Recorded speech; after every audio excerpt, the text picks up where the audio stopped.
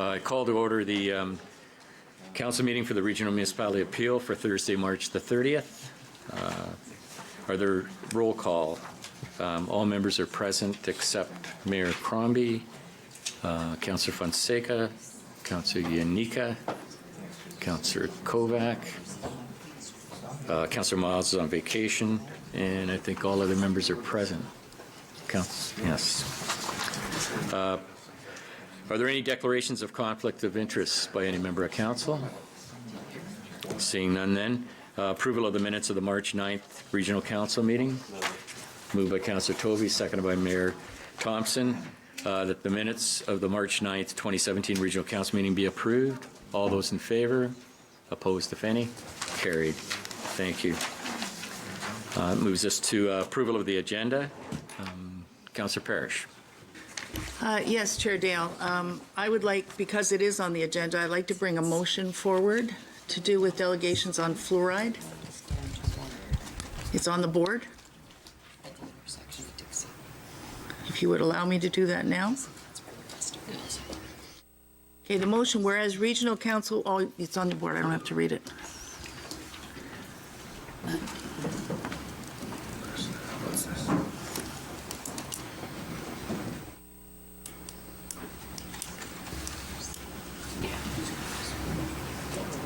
It's fine.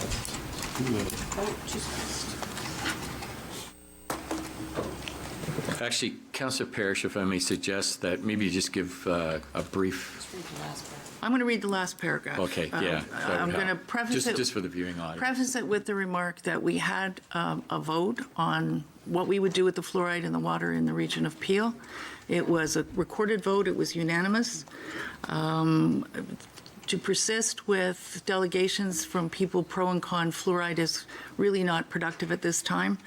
Therefore, be it resolved that the request for delegation related to community water fluoridation appearing on the Regional Council agenda for March 30th, 2017, and all further correspondence, communications, items, and requests of any nature from any source on this matter be referred to the Community Water Fluoridation Committee when they reconvene as per the committee's process for determination.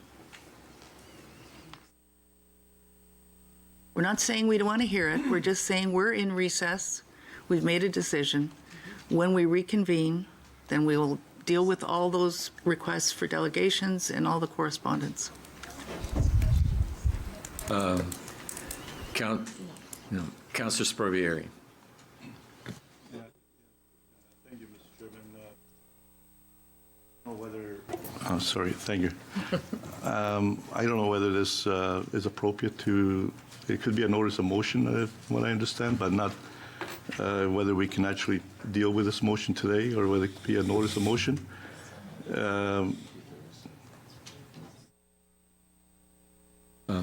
Actually, I believe it is appropriate because the delegations are listed on the agenda, and it's the prerogative, it's of council as to whether or not to hear the delegation. So, well, just Mr. Chairman, if I can continue, then I believe the delegation is here today to get a clarification as to when, how much time the province is given to before the committee reconvenes to to continue on with the matter, because it hasn't been clear. I received a call from Ms. Massey last week and asked, because there seems to be a contradiction. The chair initially indicated that we wait till the end of August, but then at the last meeting, the chair indicated at the end of this term that probably we were going to wait till the end of the term to respond, or whether. So I think that Ms. Massey is here to get a clarification as to how much time we're actually going to wait for the province to respond, because whether it be till the end of this June or July or August or the end of this term. So I think we need a clarification, Mr. Chairman. I think that's why the delegation is here, is to get a clarification on how much time are we going to wait for the province response. Well, I would think in accordance to this motion that's brought forward that the committee can reconvene and answer those questions at any time. So I don't see. Well, then who makes the decision? When are we going to reconvene, Mr. Chairman? It would be the committee chair. Well, I think there should be, I believe there should be a council, because council will have to reactivate the committee based on the resolution, I believe. And so I think that it should be clarified as to how long we're going to wait for the province to respond, because frankly, I don't believe it is such a big issue of why the province hasn't even responded. The resolution was sent in February, end of February, and here we are now in April, and I believe they should have responded by now, and I think that they're just going to play the waiting game, and they're not going to bother responding. So I think there should be some clear indication in the council resolution as to how long we're willing to wait, and when the committee will reconvene to carry on with its work. Okay, I think Council certainly understands your concern, and if Councillor Shaughnessy would step down for a minute, and I'd go to Councillor Parrish. She's on the list. She may be able to respond to that. Yes, I think what we did was we suspended the committee until such time as, first of all, the province responds, or secondly, until we reconvene the committee for any reason. If we get a pile of delegations and a whole bunch of people that want to talk to us again, we'll reconvene even if we haven't heard back from the province. So there's absolutely no reason not to reconvene at any time, and it would be at the call of the chair. And you can ask at a meeting and say, look, we've got 6 delegations have piled up, we haven't heard them. Can we reconvene the meeting, the committee, and we'll talk about it. I'm okay with that. You're okay with that? Okay. We get along so well appreciate now, you it's raising scary. the point. Councillor Shaughnessy. Thank you very much, Mr. Chair. How many, this is a technical question, on how many other times would people be able to come and delegate us on this subject? I think it's because we have the minutes. Is that why they're? It's actually, this case, it's actually because of the correspondence. A letter was sent in, which is on the agenda, so the person or persons can request a delegation because it's technically on the agenda. So how But many? it could be a report, but in this case, it was correspondence. So do we have other actions moving forward that would have them, that we know of, coming back to delegate? I hate, here I'm speaking from a resident's point of view, and I know they're very passionate about what they believe in, but I hate to stifle somebody's voice, and if it's only stifling their voice today, and they could come back in another week, or 2 weeks, or 3 weeks, what are the opportunities at which they could come back and delegate? Future delegation. I'm just going to ask the clerk to clarify that Yeah. for you. It's a good question. With the wording, with the motion as it's worded now, any issue related to fluoride would be referred to the committee. So it would not be on the council agenda. It would be held to be on a committee agenda. But that's, so it null and voids their ability to speak today, or are we saying from here forward? Here forward until the committee Here directs forward otherwise. from this time forward? Correct. Till the committee directs otherwise. Yeah. Okay. Thank you very And we're much. not going to hear the delegation today. That's correct. Yeah. Thank you. Okay. The motion's before you. Any other speakers? All those in favor then? Oh, sorry. Before I call the vote, my apologies. I need a seconder to the motion. Councillor Tovey? Okay. All those in favor? Opposed, if any? Carried.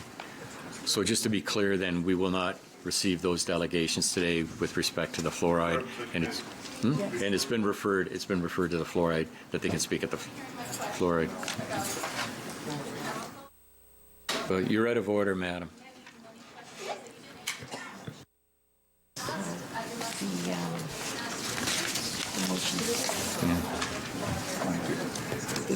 Okay. Okay.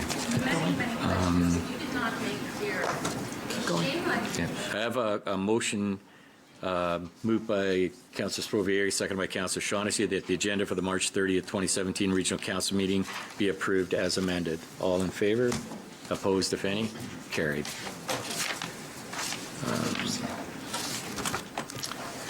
That moves us to delegations then, and before we call the delegations up for item 5152, I'd just like to call on Councillor Moore. Thank you very much, Chair Dale. Members of council, you'll notice some cameras in the chambers today, and I know that that makes us curious and suspicious sometimes, but today is a very special day for the region of Peel. As you know, dementia is a pressing issue within our long-term care centers. And in addition to media images being taken today, we are also videotaping the presentation to help document the process. We have 2 delegations today, and following the delegations on dementia care, staff and Drs. Saha and Sheard will be in the council boardroom to meet with stakeholders, including representatives of our LHINs, concerned community agencies, the media, including the Toronto Star's Moira Welsh, who has taken a particular interest in this issue. So, Mr. Chairman, I'd like to bring forward Report 6.1, and I will turn things over to Nancy Polsinelli, our Commissioner of Health Services here at the Region of Peel, to make some introductions. Thank you. Okay, thank you. Good morning, Madam Chair and regional members of council. I'd like to ask Dr. Saha and Dr. Sheard to come to the front podium, please.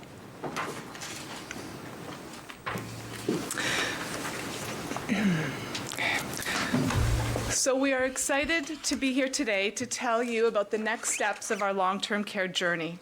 I have with me Dr. Saha, our long-term care medical director and the medical director of gerontology at William Osler Health System, and Dr. David Sheard, the founder of the UK-based Dementia Care Matters, and they'll speak shortly.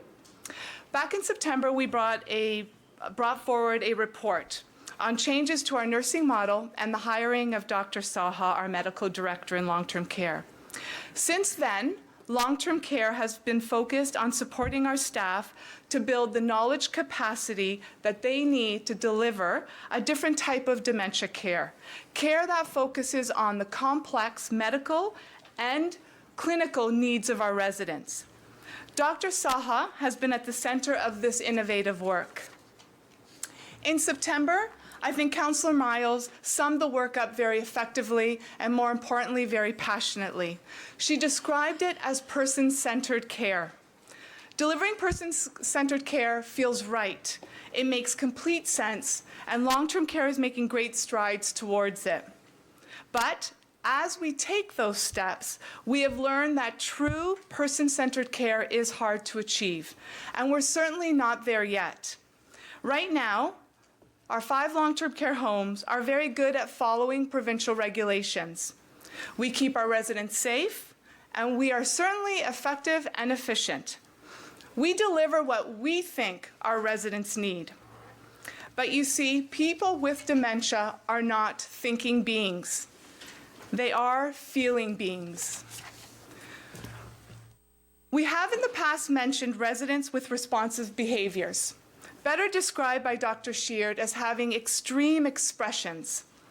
People with dementia sometimes feel frustrated. We see them lash out, yell out, cry continuously, and sometimes they run away. These are not rational thinking behaviors. They are feeling behaviors. They're behaviors of the heart. Right now, 3 in 5 of our residents in long-term care have been diagnosed with dementia, and the number is growing. We saw a 50% increase in dementia in our homes alone between 2010 and 2015. And with the more cases of dementia, we are seeing more of these emotional expressions that I've described. Delivery of true person-centered care and how we provide it must include feelings, as well as the thinking piece. And that's why Dr. David Sheard is with us today. In addition to the fundamental clinical changes that Dr. Saha is supporting, Dr. Sheard is going to help us put the heart back into caring for our residents. So, over the next year, we will be piloting Dr. Sheard's butterfly model in one of our units, home to 27 long-term care residents at Malton Village, which is in Councillor Parrish's ward. Dr. Sheard's work, you will see, is simple, but it's absolutely revolutionary. His butterfly model is all about putting the emotional care back into how we care for our residents with dementia. We're here today to share that the potential results of this true all-encompassing care for our current and future residents is exciting. And with that, I am so happy and privileged to turn the floor over to Dr. Saha and Dr. Sheard, and they will tell you their story. Welcome, gentlemen. Thank you. Thank you, Nancy. Madam Chair, members of Council, I'd like to thank you for giving me the opportunity to speak to you today. When I was drawing up this talk, I thought for a while on whether there was any easy way to break this news to you, and after having thought about it for a while, I came to the conclusion there wasn't. And the truth is that dementia is the epidemic of our times. And while we're dwelling on that particular statement, I'm going to give you some statistics in terms of the background. I'll start off with some American statistics. Every 68 seconds, somebody moves from a stage of mild cognitive impairment to fulfilling criteria for a diagnosis of Alzheimer's dementia today. At this point in time, Alzheimer's dementia costs the US economy more money than cancer, as well as cardiovascular disease. If a cure for Alzheimer's dementia is not found, it is slated by the year 2050, it will cost the American economy $1 trillion. Now, $1 trillion sounds like a large number, but Google will tell you that if you were to have $1 trillion in dollar notes, and you were to count them at the rate of $3 a second, it would take you 125 lifetimes to count $1 trillion. That's the amount of money we're talking about. Some other interesting facts in terms of the background of what is happening in terms of the world population. With the progression of public health, people are living longer. At the same time, we have noticed that fertility rates, specifically in developed countries, has fallen. Currently, the fertility rate in developed countries like Canada is approximately 1.6. The statistics will tell you that to adequately replenish the generation before it, you require a fertility rate of 2.1. The problem with those figures is that if these statistics were to continue, the year 2045 will have the dubious reputation of being the year in which the population of the world will have more people in it who are over 65 than it will have people who are under 15. This has importance because as you get older, for every 5 years over 65 that you get, you double your risk of getting dementia. So that by the time you reach 85 to 90, your risk of getting dementia is approximately 40 to 50%. I'm going to come down to some local Ontario figures now. I have it from the Ministry of Health that by 2020, there will be a 53% increase in the total number of Ontarians diagnosed with dementia compared to 2011. There will be a 70% increase in the number of Ontarians living with dementia in the community. It is also sobering to note that when the ministry looked at provincial data and the relative increase in the prevalence of dementia in all the LHINs, the LHIN with the lowest rise in the prevalence of dementia over the course of the next just 5 years was 9% in Niagara. The average was about 22%. The highest percentage increase in all the LHINs was 46%, and that was the Central West LHIN.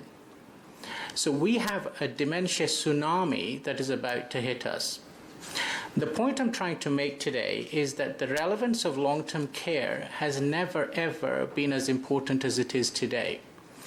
We know that dementia is one of the most important etiologies that actually causes people to move to long-term care.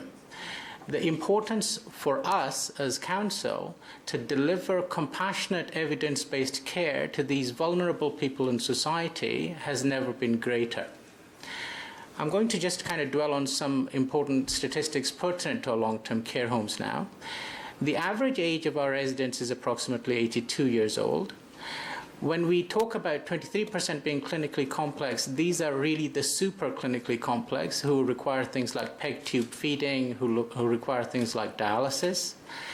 60% of people who are in long-term care at this point in time have a formal diagnosis of Alzheimer's dementia. 45%, I would actually think maybe even larger numbers of them display responsive behaviors that Nancy has alluded to during the introduction. The next stage is just to kind of highlight that dementia, all dementia is not just Alzheimer's dementia. Short-term memory loss is really kind of the hallmark of most dementias. In Alzheimer's dementia in particular, the deficiencies of short-term memory is the most important facet of the disease. However, there are other types of dementia, for example, Lewy body dementia, in which other aspects like rigidity as well as visual hallucinations and fluctuations in cognition, so that if you came and told me that your father had days when he was very good, but other days he was slightly more cognitively compromised and was seeing things that were not there, our differentials would include Lewy body dementia. Vascular dementia is again something that is very, very common and is related to the further blockage of the vascular supply of your brain. It's slightly more difficult to diagnose clinically, but if you had issues in which you noticed that people were taking longer to do mechanical things that they had previously been able to do quicker, or if you noticed that, for example, they were taking longer to process information that they used to use, or that they would be able to process quicker before, you would have a high level of suspicion for evaluating pertinent to vascular dementia. Frontotemporal dementia is another rarer variant of dementia that presents at earlier age groups. And memory is not so much the hallmark of your compromise in frontotemporal dementia in the initial stages, but becomes a problem later on in the disease. In the earlier stages, what we see is issues related to language in terms of people's vocabulary, and also issues related to behavior and disinhibition. So it's a more complex milieu than just simple Alzheimer's dementia, and we are seeing that as the disease progresses, it becomes more and more important to accurately diagnose what type of dementia you have, because the treatment modalities for the various subtypes is different. It's also important and perhaps fair to say that the vast majority of these dementias with the progression of time will start to display behavioral issues which are very, very difficult to look after in a long-term care environment. I'm going to dwell on some of the successes that we've had in the context of the region of Peel long-term care. We have recently been privileged to have received support from the LHIN to hire 2 specialized neurobehavioral nurse practitioners who will be specialized in dementia care and will collaborate with all 23 long-term care homes in the LHIN to try and help with the more specialized management of these super complex patients. We've also had support from yourself to increase the behavioral support resources at Sheridan Villa. And in the course of the past week, we have received funding to have an education day for the long-term care homes in terms of better understanding dementia overall, which was a great success. I also feel that at this point in time, dementia care in long-term care is not where it should be. And we are collaborating with the Canadian Centre for Aging and Brain Health Innovation to document statistics pertinent to a new innovative model that makes a geriatrician and a specialized nurse practitioner available to 2 of our long-term care homes, which are Peel Manor and Tall Pines, to be able to manage these super complex patients in a more specialized manner, and thereby collect statistics to document that this works. And I think this research project is currently underway. Now, without further ado, I'm going to pass you on now to Dr. David Sheard, who will be talking to us today about the butterfly model in the context of dementia care.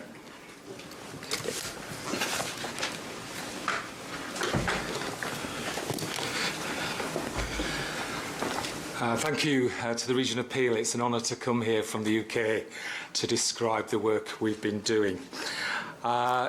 Its beginnings began in 1995 in the UK. At that point, I had been working 14 years in the National Health Service, And I arrived home in 1995 with the words, "I've resigned and I'm out of it." And my partner's reply was, "Because," and I replied, "I won't run warehouses in dementia care anymore." And I will describe what I mean later about the warehouse model of dementia care. Over the last 22 years, Dementia Care Matters' mission is to prove that dementia care could be very different from a containment model, from a model that's just about physical safety, and a model that's about actually sedating people in order to respond to their behaviours. There are now butterfly homes in 5 countries in the world. There are obviously many of them, tens of them in the UK. There are 3 butterfly homes in Ireland, 3 in Australia, 6 in Alberta. And as I'm saying this, I'm honoured to be here to launch the first butterfly home in Ontario and to thank the region of Peel for being pioneers in taking this forward in the province.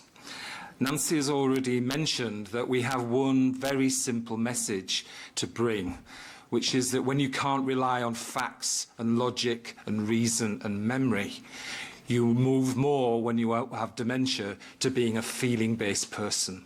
Feelings become incredibly heightened because that's all you can trust. You can no longer trust the cognitive processes. That therefore means that there is a dissonance then in a model of care that's about physicality and cognition instead of being about emotional memory and emotional care. But I'd like to describe what this really actually means for some people's lives. The first butterfly home began in 1995 in the UK, and it was a case of me beginning again after 14 years, leaving behind the old training about signs and symptoms and behaviours and medication and PIN codes and double-handed doors, and saying, let's start again with a belief system that actually people with dementia can be reached.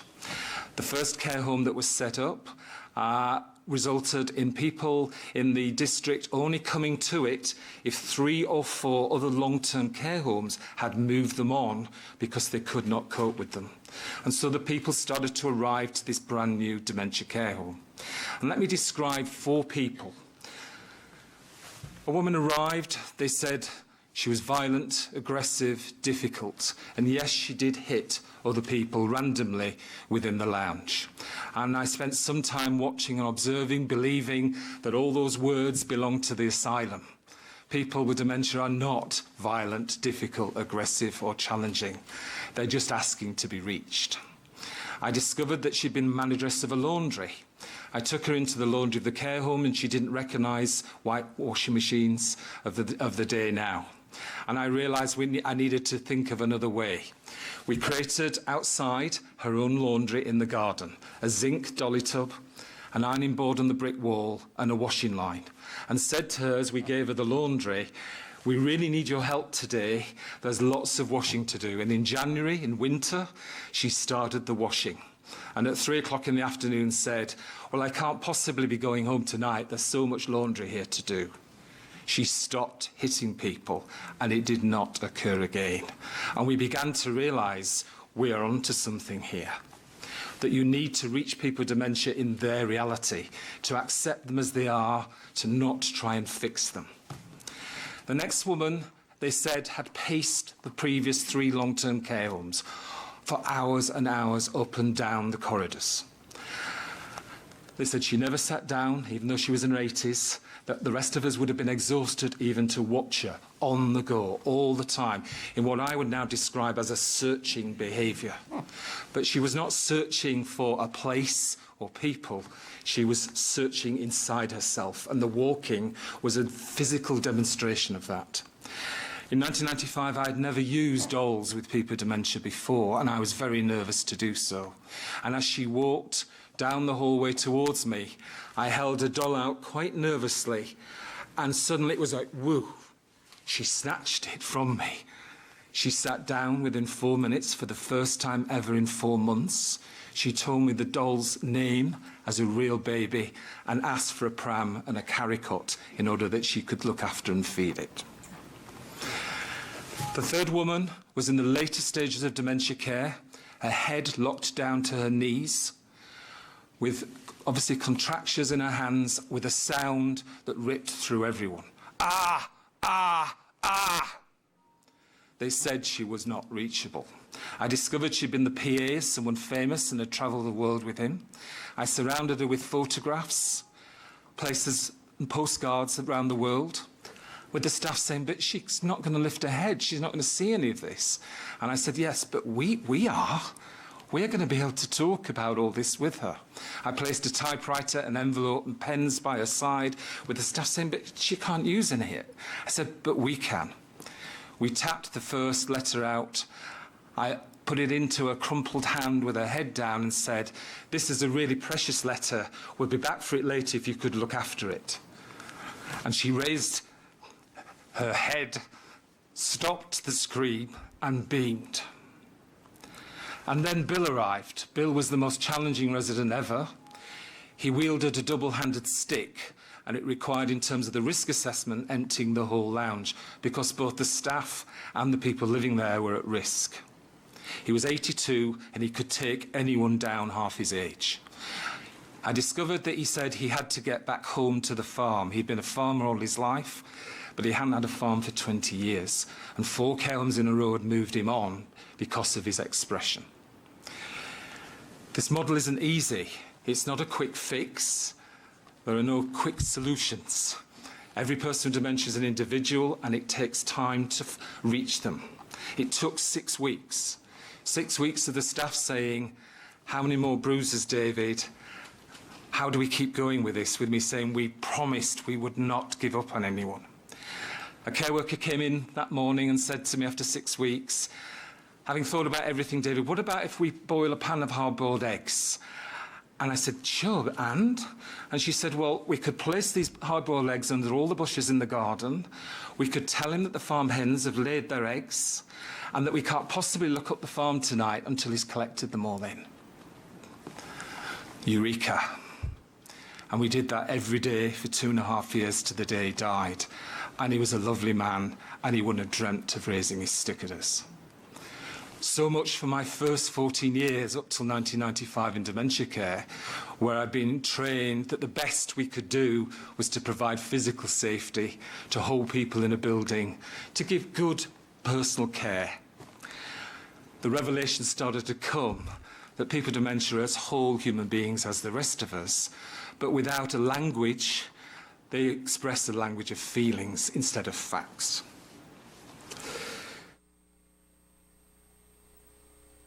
What gives all of us the feeling of being at home? The feeling of being at home is not a place, it's a feeling inside. And I began to realise that the language of dementia isn't literal.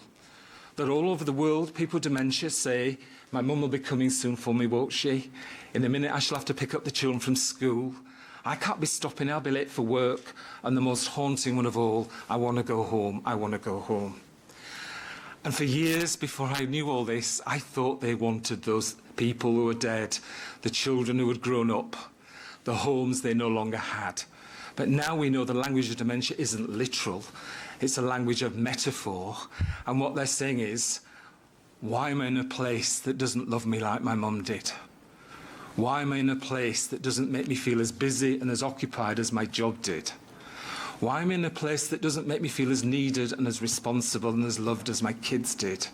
And the most haunting one of all, when people are saying, I want to go home, they don't want to go back home. They're saying, I want to feel at home inside myself here.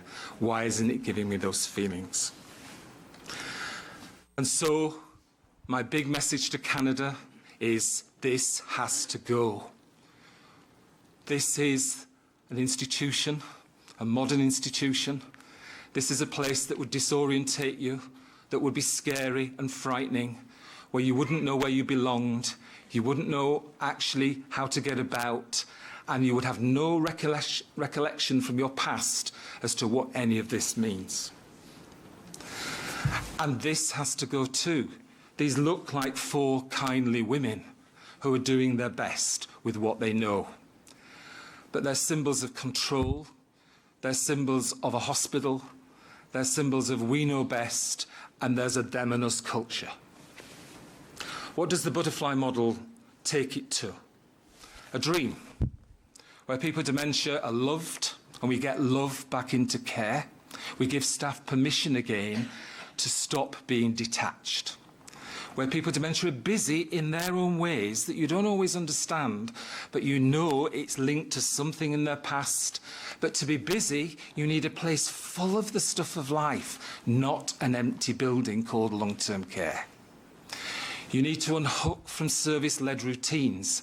People with dementia are no longer in those task-based times of the day. So it might mean that some people with dementia are having breakfast at the same time as some people with dementia are having lunch.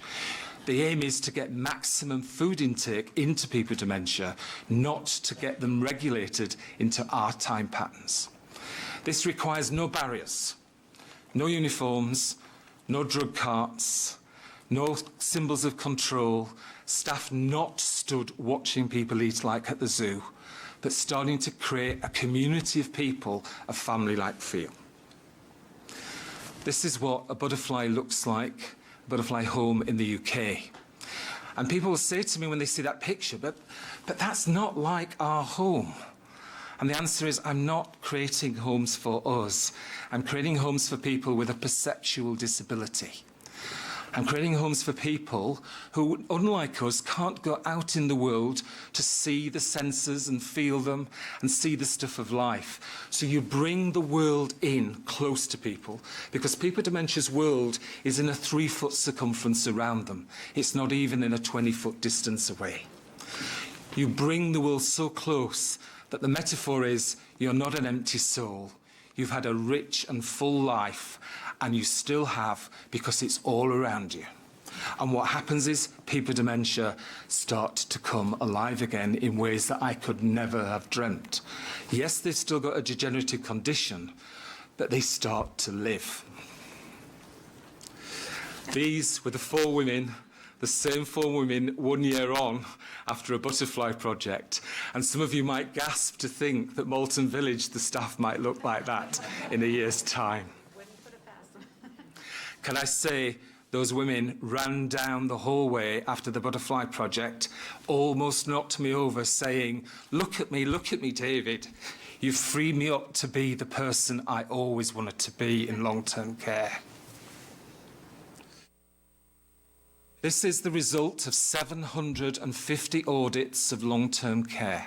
And I did an audit a few months ago here with the National Director of Dementia Care Canada, who sat in the audience, Katarina Vesaival, and we did an audit at Malton Village. But this is the result of 750 audits in different countries. And what we found was that 5% of the time in long-term care is spent in positive social interaction, being reached and connected. 10% of the time is people getting good bodily personal care. 70% of the time in 750 care homes is boredom, lethargy, staring into space, neutral care, nothingness. 10% of the time was controlling care, and 5% of the time was direct abuse. And before we judge those 750 homes, like Malton Village, they were the ones enlightened enough to invite Dementia Care Matters into the door. They were not the long-term care homes that wouldn't let us in. These are the ones already starting to realise they needed to pioneer a new model, that this is the baseline around the world, not just in Canada. What is the household model? The butterfly model is a household model.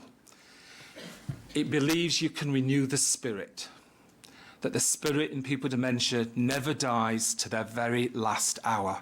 There is a way to reach the spirit inside people. But to reach the spirit inside people with dementia, you have to also reach inside the spirit of the staff.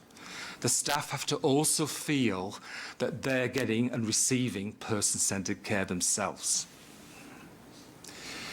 You therefore have to reframe the organisation. This isn't rocket science, these ideas. They're quite simple. I always remember a care worker saying to me, can I ask, are you paid to do this? And she said, and are you paid quite a lot? And she said, I don't get it. Why would anybody pay you to tell people just to be like family? And she had a point. But of course, what we've created is highly institutionalised organisations in many countries that provide care. Organisations that have become so obsessed with meeting regulatory frameworks, they're all about processes, that no one anymore looks at the lived experience of people within those processes. No one anymore looks at actually what is people's real lived experience. And I don't believe this is rocket science. I believe every one of you, when you walk in long-term care, know in your hearts whether it looks, sounds and feels right. Does it feel like your home? Does it look like your home? Or does it look like a containment building? Does it look like a warehouse? Does it look like a waiting room? So you also have to renovate the building. You have to say, we've got the buildings we've got, we can't rebuild them, so how can we turn them into real households that stop looking like institutional hallways and corridors? You accept, first of all, that our homes have a front door. We don't live in a unit. The language of the unit has to go. We live in households. We live in homes. We're about creating home. Here you have the front door to a bedroom of someone who lives in a butterfly home. And by it, you'll notice that there is a frame life story. And that life story, I know, tells you that that man was a miner, he was a trade union official, he loved having a steak, and although he was in the UK, it does talk about his love of travelling in Canada. In other words, you never knock on the door of someone's room without remembering the wholeness of their life. There is a whole model behind this approach, and tomorrow I'll be talking with the staff and this afternoon with the leadership team at Malton Village about how do you put all these jigsaw pieces together. This was the first butterfly home in Alberta, Copper Sky Lodge, and this is what it looked like when we arrived. There is, dare I say, with much respect, an obsession with brown in Canada.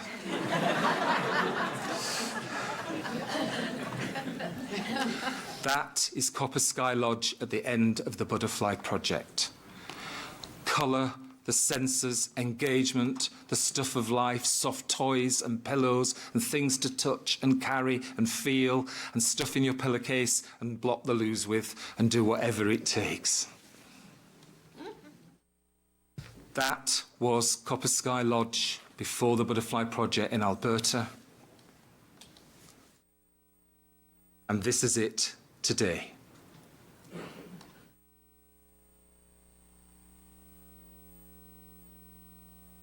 This is the comment from a managing director of a butterfly home in the UK.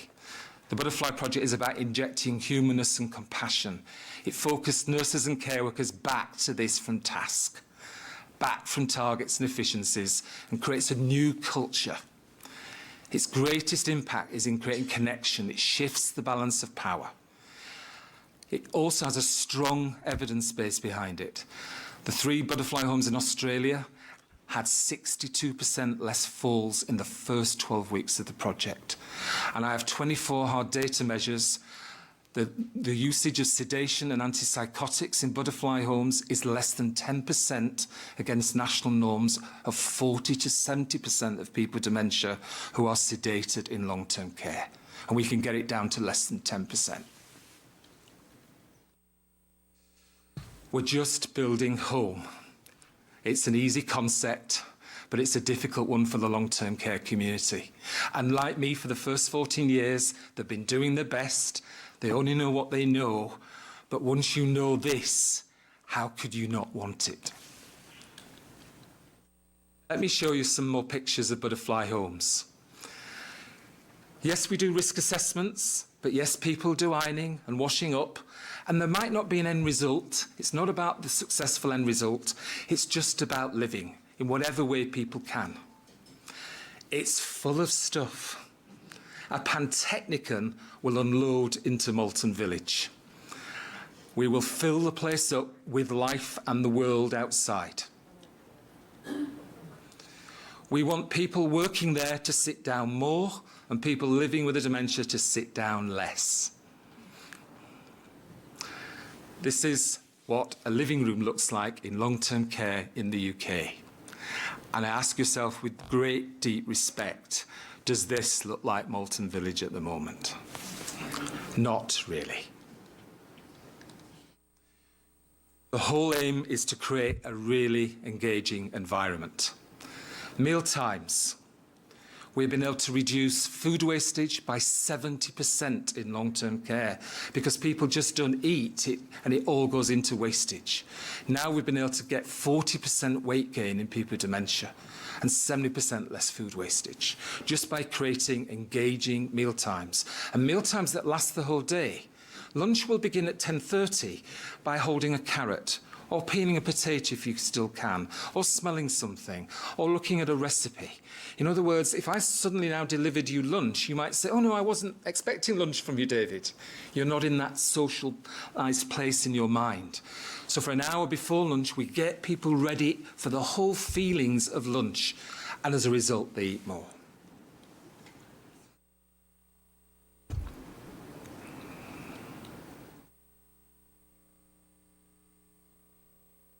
Here, the picture's very important on the right.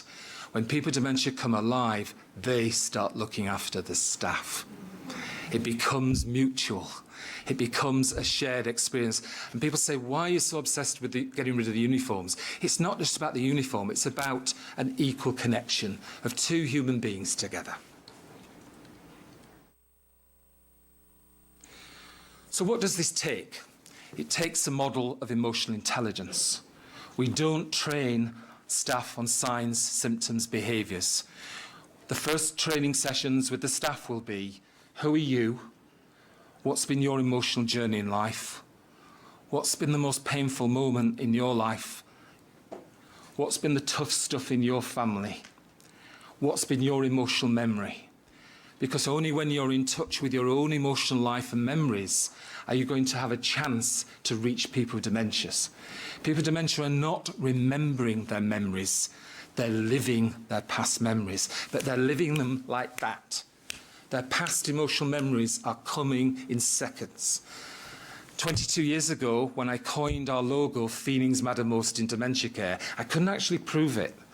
But Dr. Saha will be able to explain as well now that neuroscience has proved that our emotional memories are stored deepest in the brain and therefore dementia gets them last. So when everything else goes and you don't know the name of this anymore, you'll know the tough moment you miscarried, the moment you were fearful your husband might hit you, the moment you actually felt your daughter disappear from your life. Those emotional memories will come in seconds with dementia. And imagine no one knowing them and no one reaching you.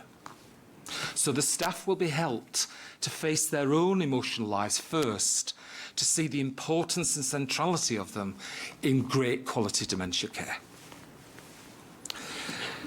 So, what is the message about butterflies? And people say, why butterflies? Butterflies are about transformation. Butterflies start from a brown chrysalis. And there's literally millions of brown chrysalises in the world called long-term care. We can turn long-term care into butterflies. And we do that by creating a new culture, a new style of leadership. This will have a massive impact on the leadership team at Malton Village. We want families to want this. We want families to realise, yes, you have been losing your relative to dementia. Yes, that is painful. But there is a bridge you could cross. And if you cross the bridge into the person with dementia's reality, it will be hard to lose them as they were, but you can learn to re-love them as they are again now. And if you do, you'll be left with positive, loving memories after they've gone. And that is a choice we have to be able to offer families to say, there is a way through this pain. There is a way to be left with the love that was different in reaching your family member. So the staff will turn into butterflies. They'll learn to flit, they'll learn to touch, they'll learn to be still, they'll learn to hand colour to people to create butterfly moments. Putting being loving is at the centre of everything in the butterfly movement, and I'm honoured that the region of Peel is going to pioneer this first in Ontario. Thank you.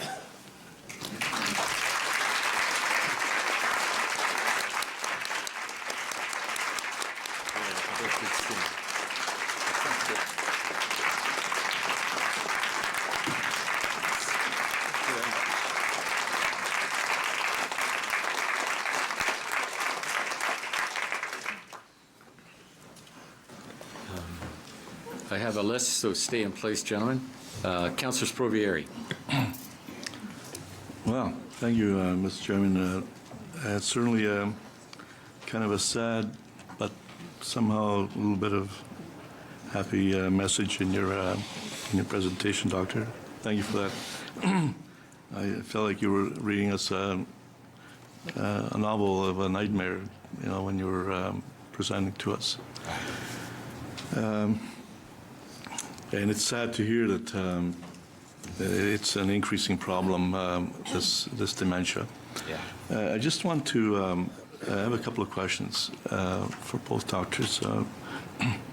In the report, it does state that one of the biggest causes of the increase of dementia is that people are living longer, and I can understand that that may be one of the reasons why. But I just want to ask you: do you have an age bracket where dementia? Does it start after 70, after 80, after 90, after 60, after 50, or is there a wide range that people are experiencing dementia in today's in our I'll society? get Dr. Sauer to also answer, but just to say in the UK, it's 1 in 3 of over 80-year-olds. So, yeah, the key is obviously people over 80, but the youngest person I'd worked with was 28. And so increasingly we are experiencing people at a younger age. I think in the past we wouldn't have known they had necessary dementia. They would have been in a psychiatric and mental health hospital. And so but now as we become more aware of dementia in older people, we're beginning also to recognise it in younger people, but not at the same, nothing like at the same prevalence. I see. Just an observation I was making while you were talking. I'm originally from Italy. And my mother is here with us. She's actually going to be celebrating her 95th birthday on this Saturday, 2 days from now. She has 4 sisters in Italy. They're all over 85. And I was there just last year, and the sisters there are sharp as tacks. They remember everything, and they live together. Some are widows, some were married, and they live together. And so my mother, though, even though her mind is good, but she can't remember a lot of things from the past. She says, "Oh, I can't remember that person. I can't remember." So she's starting to go a little bit. So that's just from. Also, I have a large South Asian population in my ward here in Brampton. And there's about 20 seniors groups that have formed in their communities that we provide facilities for them to meet during the day, and they range in age. And I visit with them often. I think that's one of the reasons why I've been re-elected so many times here in Brampton from their community. I have a good relationship with them, and. They're telling me that the dementia problem seems to be greater within the South Asian seniors here in Canada, in Brampton, than it is in India. And I don't know whether it's true or not, but that's what their observation is. That they seem to think that when they go back to India, a lot of them go back over the winter. They see their friends and they're all doing good. Yet some of the friends here are starting to experience dementia. Now, I'm trying to connect this to a doctor came here to present. We're reviewing water fluoridation here in Peel Region, and we invited a doctor from India, Dr. Sushila. She's a professor and researcher in fluoridation, and actually she presented to the British Parliament. Back in the 90s, I believe, sometime. I don't remember the exact date, where Britain was thinking about mandating fluoridation throughout the whole country. And they invited her, and her presentation changed all that. And I think there's only about 10 million people that are fluoridated in Britain, and the rest are fluoride-free. And Dr. Sushila, she left Dr. You're with our Peel Region, I believe, right? She left a lot of material, her research, when she presented here. I don't know whether you have looked at it or not, but Dr. Sushila, she gave she was connecting the effects of fluoride exposure to... Councillor Sprovieri, I think. Well, no, Mr. Chairman, I think it's important that the doctor has to research this, our doctor, to look at Dr. Sushila's material. I'm asking the doctor here to look at Dr. Sushila's papers that she left. And she presented to our committee, and she was connecting that fluoride, which now has been recognized as a neurotoxin, is connected to levels of dementia. And I say this because Italy has no fluoridation.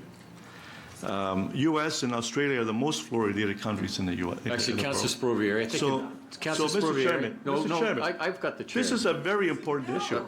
Just, will you This listen is an important issue. I want to ask the doctor Councillor Sprovieri. to look at Dr. Councillor Sushila's...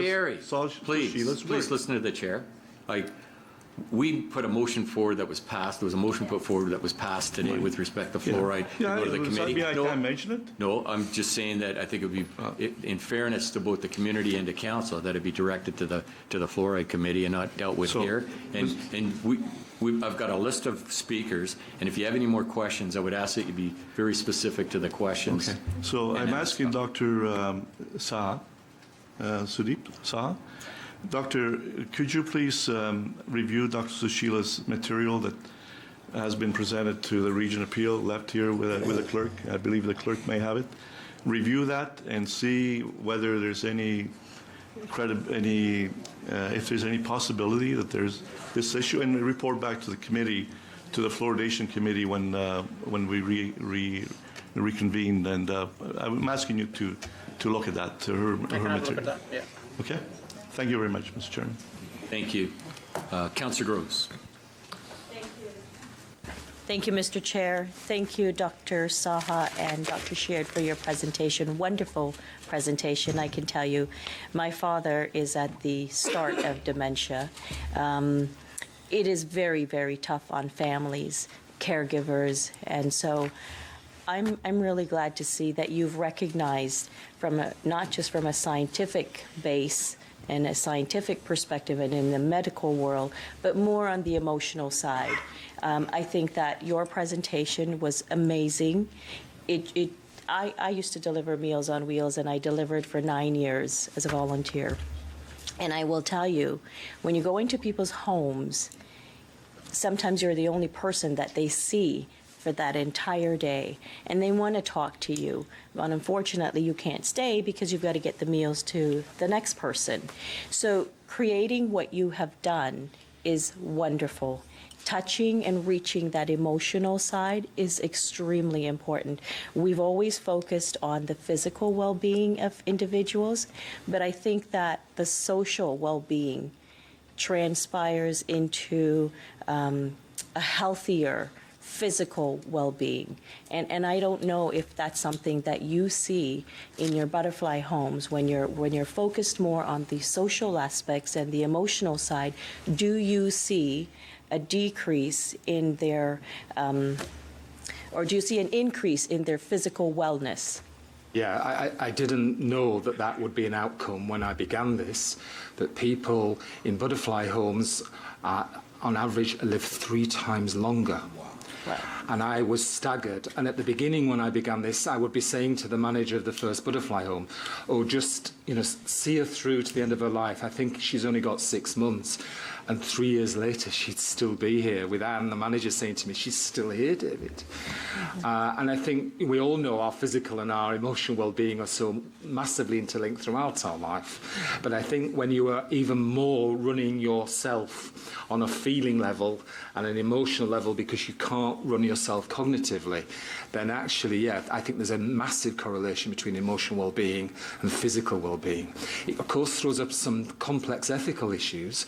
And some people have challenged me and said, so David, you're actually extending people with dementia's life longer into the disease, i.e. later into the stages of dementia.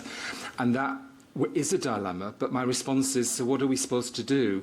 Give them poor care at the beginning in order for them to die sooner? you can't go with that ethic and that moral. So actually it's about saying, no, we're going to give each day quality of life for as long as life is. Yeah, and I think that that's what it is. It's that quality of life, and it's their integrity. It's just feeling like a person and not just a statistic or someone just sitting there looking or staring out the window in their long-term care home. So, and I know for families extending the life of their loved one, because it's very tough on families having to deal with that when they're not recognized, they don't recognize them, they see them in a state. It's a terrible, terrible thing on families to deal with. So extending that quality of life, I think it also is a good thing for the families because they see them in a happier place. So I want to thank you both, and I want to thank you, and I certainly look forward to having those butterfly homes here and the start of one and hopefully the many more to come, because I think that your environment is very important. And I'll tell you, we've had the fire department go through our seniors buildings and they have identified things that you can't have there because of fire hazard. And I can tell you, now it looks very sterile. And it's cold, and the residents there are very unhappy because it's no longer looking like their homes. You go into the lobby, and it looks cold because we're concerned about these other things. But like you said in here, you put all those things in their rooms, a stuffed animal or something.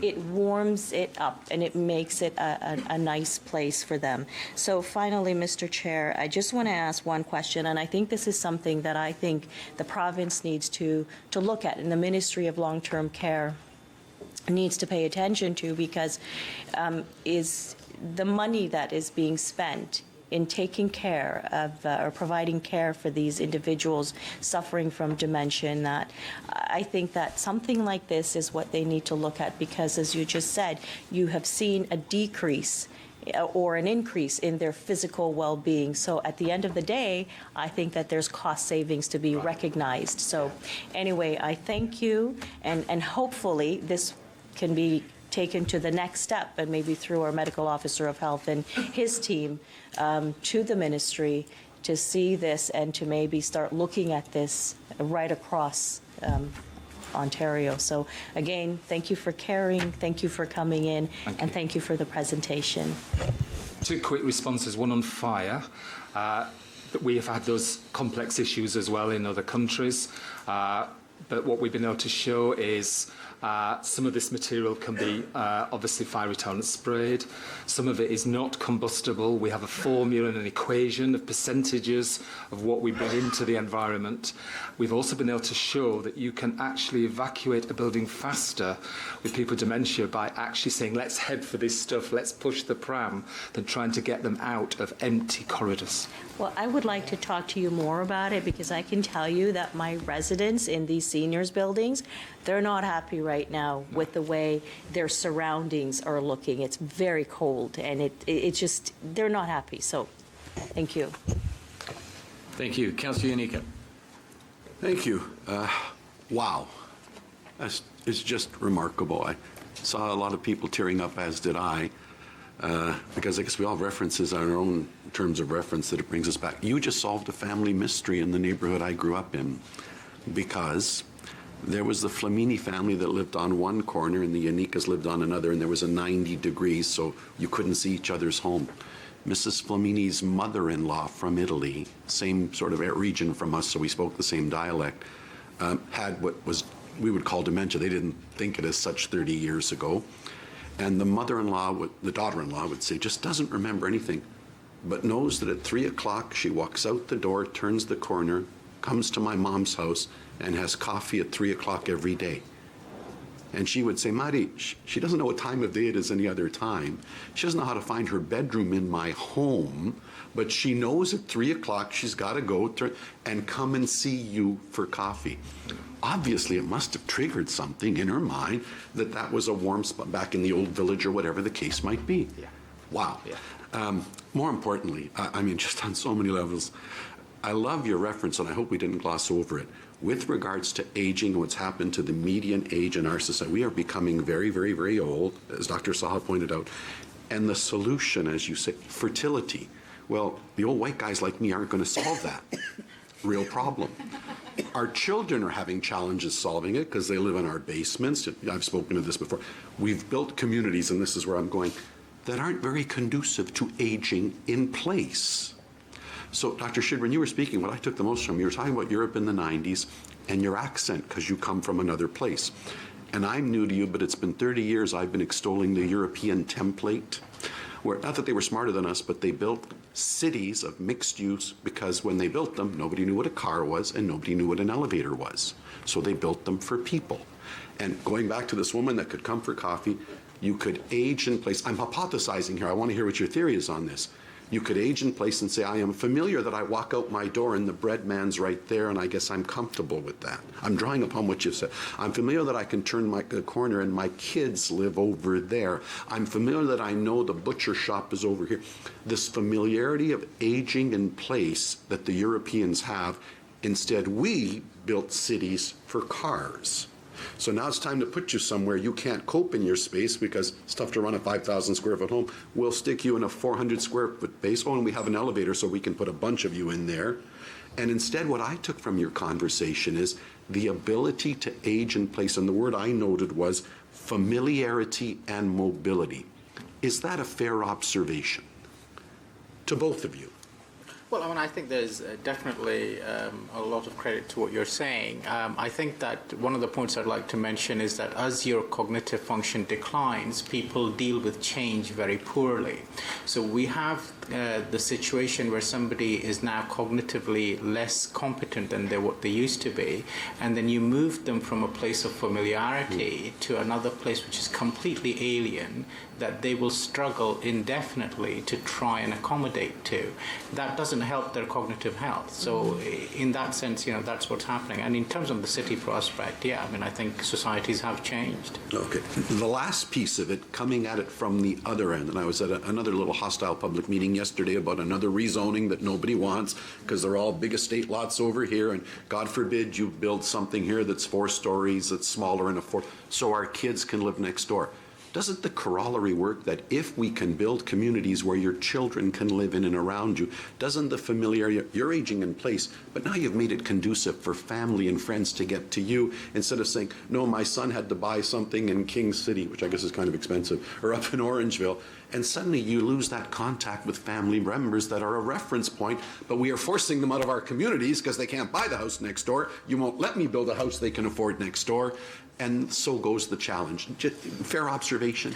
Well, absolutely. So a couple of things I'll say this from a scientific perspective to what David has spoken about, that as you lose cognitive function, a part of your brain which is responsible for the emotional intelligence that you have is called the limbic system.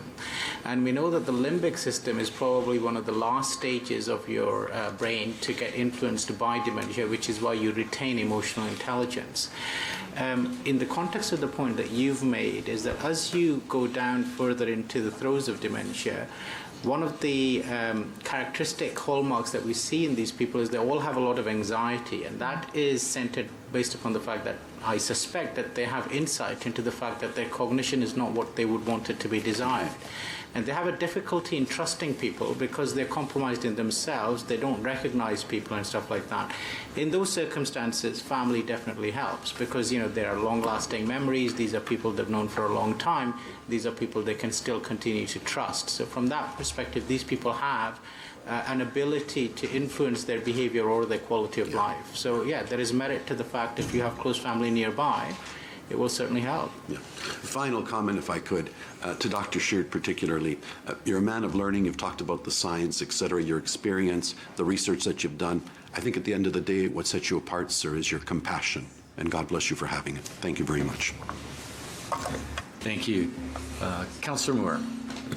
Thank you very much, Chair Dale.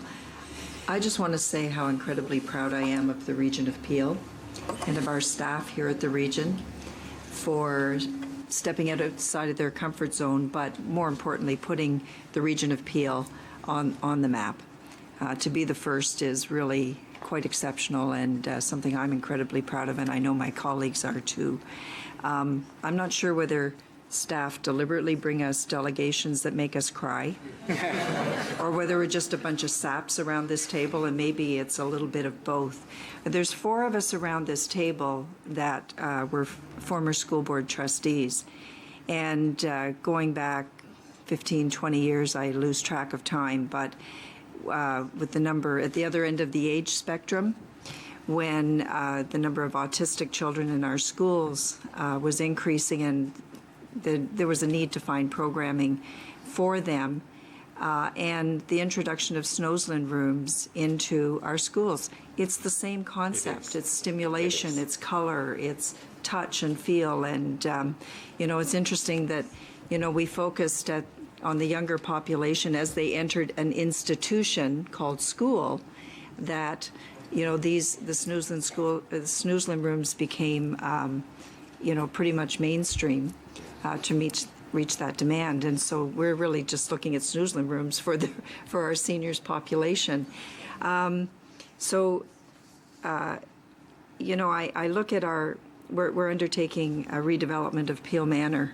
I think we have enormous opportunity there to build a facility that maybe we're not retrofitting to meet some of the elements that are in the Butterfly project, but we can actually construct with that in mind. And I think that's a marvelous opportunity for us to undertake. I think we have, and probably not unlike other countries perhaps, but we in Peel, in Brampton in particular, in Mississauga, very highly multicultural.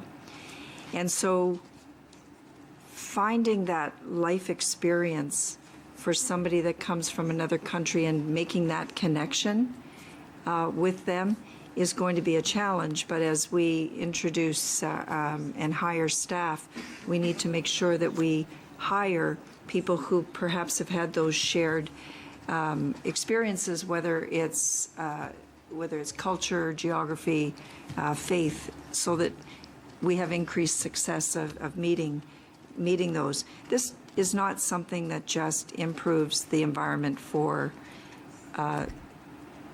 those who are suffering from dementia. When you think about the staff, they looked a whole lot happier when they were addressed. I can imagine them driving to work and the car next to them looking and thinking that they're a clown at a children's Christmas or birthday party or something. But, it does improve the work environment for staff, and it improves the environment for family and friends who are coming to visit as well. This isn't just about them, it's about the whole world that surrounds and supports those patients. So thank you for freeing us all up to sort of connect. And when you talk about the exercise that you're going to go through with staff, where they sort of face their demons and some of the things that they've experienced in their life, that's a new way of thinking. And probably, I think ultimately going to be liberating for them as well. And this is a win-win-win all the way around. Thank you for traveling the other side of the globe to come and visit us here today. It was really very nice. Thank you. And just to quickly respond, although my whole life's been in dementia care, actually I think what I've described is a model of care for everyone. And I think that's what you're saying, that this isn't really about dementia care. This is about what anybody would want to be and to have, that the household model of care has to be the future for us to want to live in households rather than faceless large communal living. And to just end on a light note as well, when you talked about how people are going to look. In the Butterfly homes, staff at night wear pyjamas. And when I introduced that was thought of as quite wacky. But think about it, you have dementia, you are disorientated in the 24-hour clock, you get out of your room at 3 a.m, and a nurse in a uniform tells you it's night time and you need to go back to bed. The revelation when staff wore pyjamas at night was that people with dementia who've never been to bed and have sat in the chair in the lounge for 6 months went to bed. it's not rocket science, this, is it? It's just about joining people in their reality and accepting them as they are. But the funny point I wanted to tell you was a member of staff who then went home at the end of the night shift, and she was picked up by a police car, and she's saying to them, no, I work at the home, etc., etc., etc. And the policeman's going, yeah. Bundles are in the back, walks into the care home with her against her will, saying, we've got one of yours here. Well, but you raise a really important message, and that is that this isn't just about those in this room or in the care facilities. This is about a whole community who needs to understand, whether it's policing, EMS, everybody needs to understand and appreciate what the butterfly is, and so it needs to change. There's more education that needs to take place rather than just within a small we're talking group. banks, supermarkets, we're talking about communities. That's right. Thank you. Well said. Councillor Medeiros. Thank you, through the chair. Thank you for your presentation, Dr. Sheard. In terms of, and Councillor Moore touched upon our diversity, one of the trends that I'm finding since I was elected is community groups wanting culturally appropriate long-term care. So they want to open up their own senior homes. So the South Asian community wants their own senior home. The Portuguese community wants their own senior home. How do we serve, GTA area is very diverse. How do we try to provide this butterfly model, but when you have residents who come from all different experiences and different cultural references, so how would you adapt that in practicability? Would you just have separate, I just find that that's a complexity I find a little bit of this model.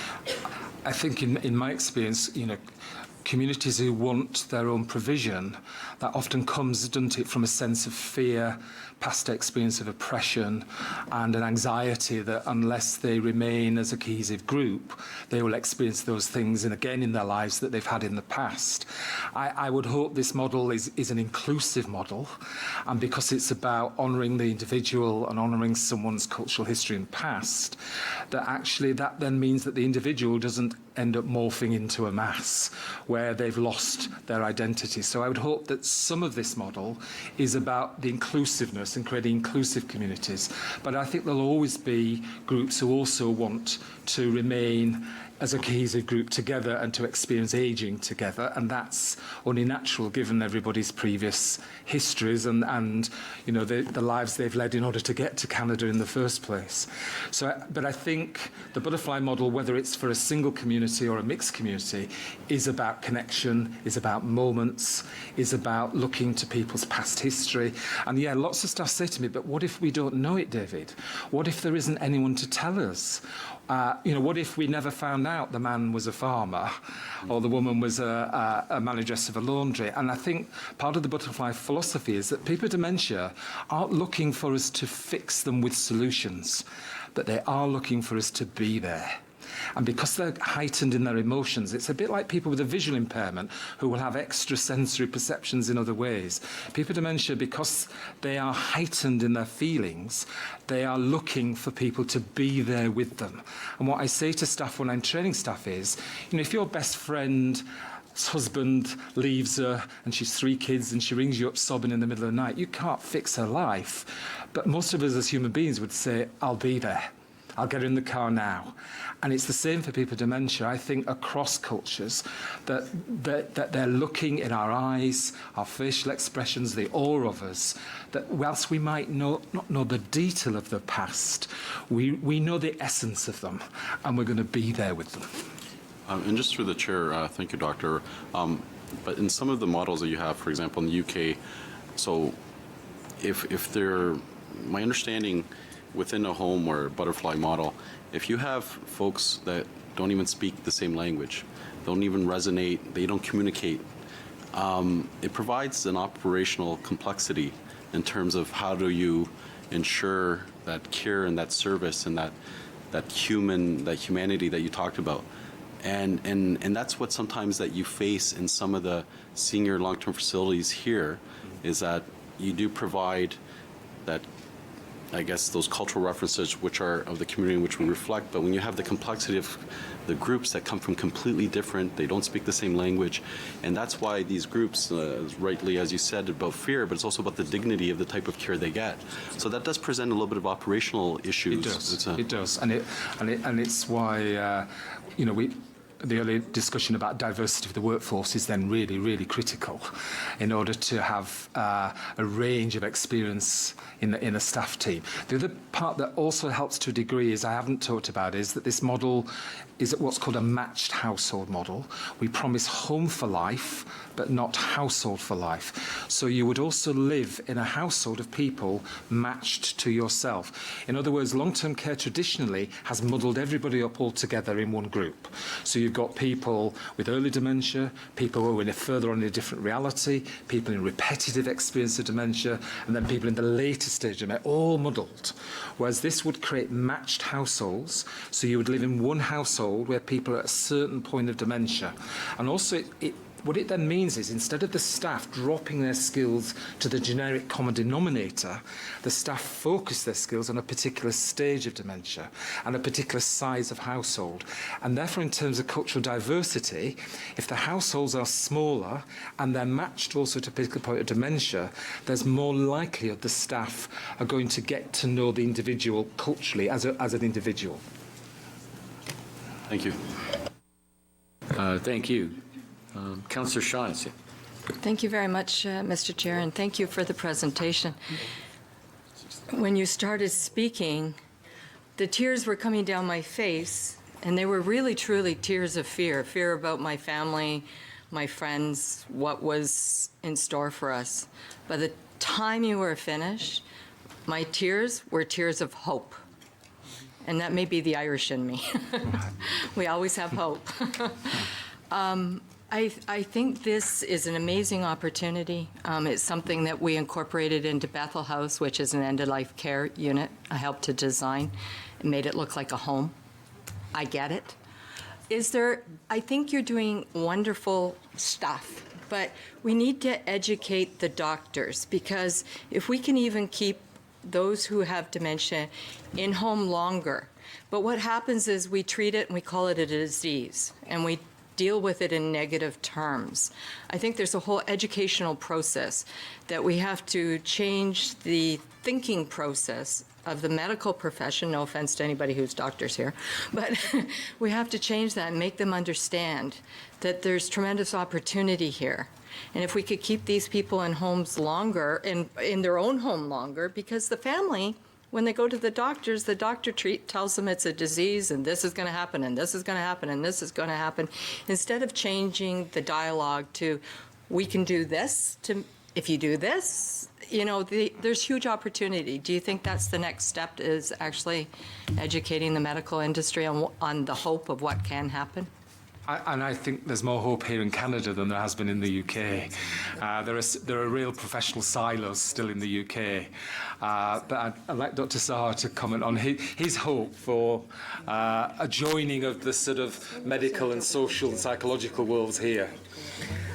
Well, I think what David is alluding to is that in the UK, I found that because it's an old European country, they carry the baggage of history with them, whereas I think Canada, because it is a younger country, is more forward-thinking and is willing to take on board new ideas. So I remain hopeful that we will have more success here. I'd like to volunteer my time. I don't know if they need any help doing this, but as an architectural designer, I'd love to get involved, and I'm just saying, put my name down on the list. I'm there to help out. Great. Thank you. Thank you. Mayor Crombie. Dr. Saha, Dr. Scheer, thank you so much for your presentation today. And on behalf of everyone, I want to wish you a happy National Doctors Day. And we want to thank you for all the groundbreaking work you're doing. And you can see that you have touched just about everybody here with all the expression and emotion that you were forcing us all to face. I think that dementia or Alzheimer's has touched everyone here, whether it was a parent or a grandparent. It's certainly affecting all our lives. And as our population ages, is something we all have to confront and deal with. So I'm I'm so delighted you've dedicated your life to this work, and that there's hope, as Barb has said, for our parents and grandparents.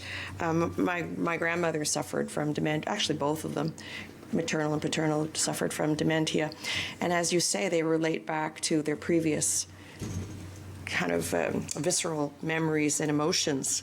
So what she enjoyed doing was singing Polish songs. Oh, boy. Yes, and playing Polish card games. So we would, not anything current, but things that she knew in her past, in her childhood and teenage years, we could sit down and play with her, but anything more recent she wasn't able to connect with. I recently saw an article as well about work being done here with seniors' homes, and I'm sure there's a component of people affected with dementia and Alzheimer's as well, where they bring in preschoolers, and the seniors are able to connect with the preschoolers as well. They seem to interact on the same emotional level. I wondered if that was anything you'd looked at in your work as well. Yeah, I mean, I think, children don't judge, do they? Children just accept people as they are, and that the affinity is huge between people living with dementia and children, just because of that equality of living in the moment and just experiencing the moment together. And so the more opportunities there are, and some, long-term care senior homes even are building nurseries next to them for that sole purpose as well. Yeah, that's right. That's great. So we're very honored that Malton home will be the next to be converted to a butterfly home. So thank you. Thank you. Councillor Starr. Well, that's probably one of the best presentations I've ever heard, and for someone that's lived through this, I really believe that the physical surroundings equals the emotional surroundings, and you can say it's color, you can say it's stuff, whatever else. I was in, excuse me, I'm breaking up. I was in a fortunate position. I was able to have my wife at home for 5 years, 6 years, 24/7. I don't know what people do when they can't have that type of care. The last year, of course, when it gets to a stage where you live through the blank staring, the emotional upset, the violence, I can laugh about it now, being attacked with a knife, and but taking all that into place, calling the police. I've told the story to some of the folks here. There's somebody in my house. She knew enough to call 911, and all of a sudden the police are at my house. What am I doing in this place? But even then, and we've talked to Peel Regional Police, they have to recognize sometimes the signs instead of taking the husband outside and questioning what's going on, because they, it's such an emotional disconnect for a lot of people. They just don't know what mental health and dementia and Alzheimer's is all about. But I really think that the idea of having the color, having people working with them that they can recognize, even bringing animals and the kids together, to me, I saw the differences there, and I think that this should spread like wildfire. I mean, it really should.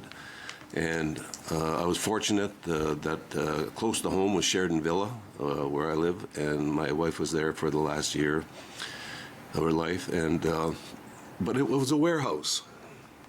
It truly was a warehouse. And anybody who's gone to any of these facilities, they don't allow you to put pictures on the wall. You can have one at the doorway and maybe a little, framed box of some sort. But other than that, give them the antidepressants, give them something else, put them in the wheelchair, because staff aren't trained to deal with this. And I think that's where the governments at all levels have to be involved and retrain. And I see the photos here. To me, that's marvelous. I mean, color, they'll recognize that. They'll see flowers in the building. They'll see stuffed animals and all the rest of it. Yeah. I just think you're doing a great job. Thank you. Thank you, and just to acknowledge that this is a painful journey, isn't it? You've lived it day by day, and I know there's someone behind in the audience here who's been living with their mother for 17 years with dementia. And this is a huge emotional journey for everybody.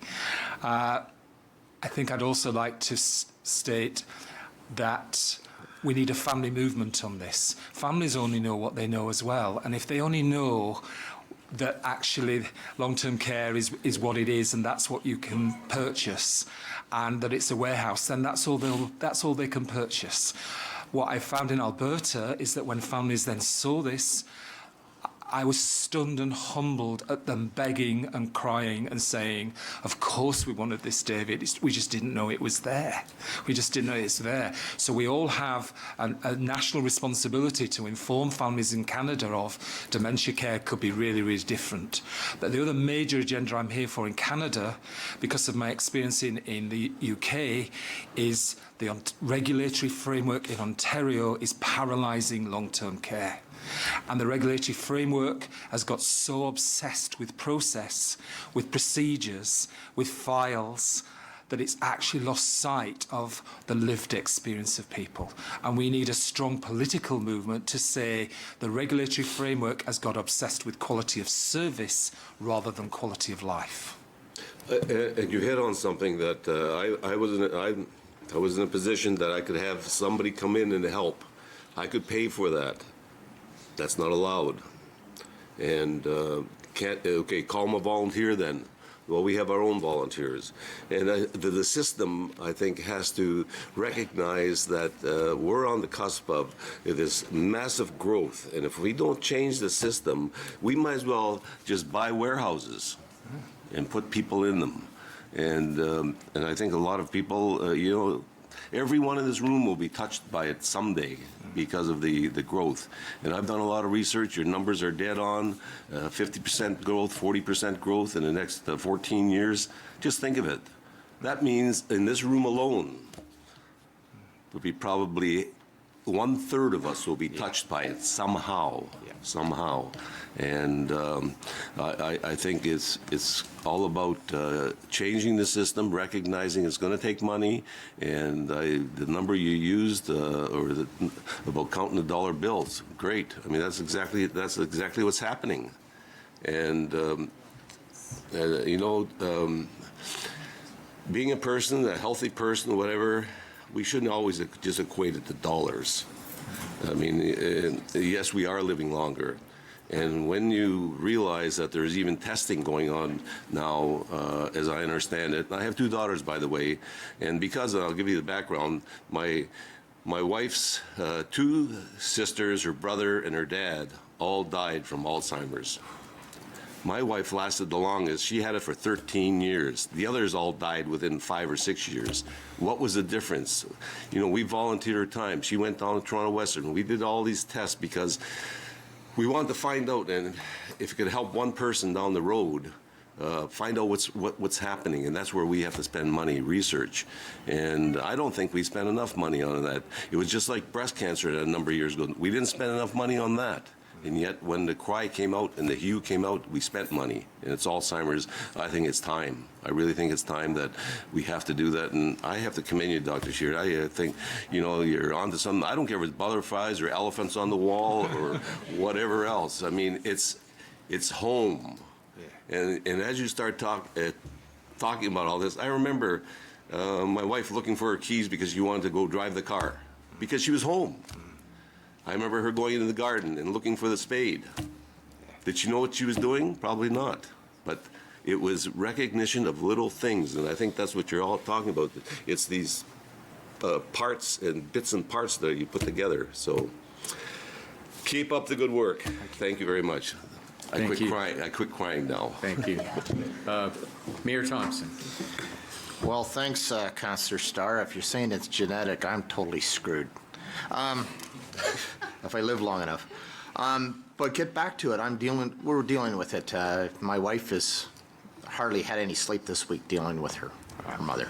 This is their new reality. Life is a journey. I've seen this with my grandmother and other loved ones, but it's funny, as much as they've been sick with it for a while, there's that moment that everything comes into line. It's almost like you think it's the computer and it's chick, chick, chick, chick, boom. Yeah. And it's there and then it's gone again. So you say as much as it's a lost person, you just wonder what's really going on in that head. And I think we're all trying to fix and find a solution, and you're correct. And I think the first thing we've got to do is identify what it is before we can fix the problem. So I think you've made more headway with your process than what we've been trying to do in trying to, it's a process managed situation. And with government today, it doesn't matter what level you're sitting at, process is your friend, and stick to process and it'll keep you out of trouble and you don't get sued. And I think you're starting to see, especially at our level of government, social engagement is this new way of governing. And I think this is another way of social engagement, is customer service. Instead of trying to deal as a number, we're trying to deal with the individual. And I think you individualized it. And the sad part is we're only talking on not even a 1% of who you're able to touch. We got a lot more that we have to touch and quickly, and we got to figure out how to do that. And experiencing just with how I've seen with the loved ones that I've dealt with and are dealing with now, it's a challenge, and it's tough for my wife because it's her mommy. And it's how to reach to identify. And I think from her, you know, she was a very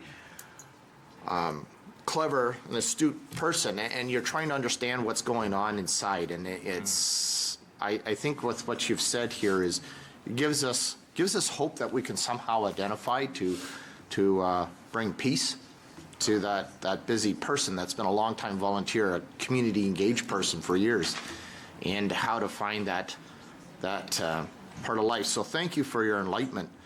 But it's something that we just can't just say is one example and this is a pilot project. I think we have to say is, how do we do business? And you're right, it's a process that keeps government out of trouble. But the problem is we're all human. It's not a commodity. Each life is important, and we got to figure out how to identify. And you've developed that identification, and I think that is something where we got to get back to. It's customer service. So thank you. Thank you. Councillor Sato. Thank you. And again, thank you both for the presentation. It was very moving and touched, I think, many of us very closely and very personally.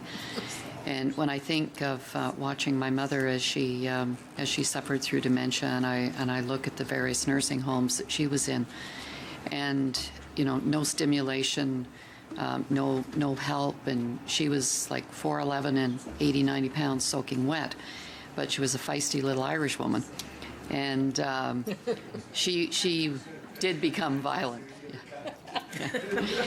Got a few of us here.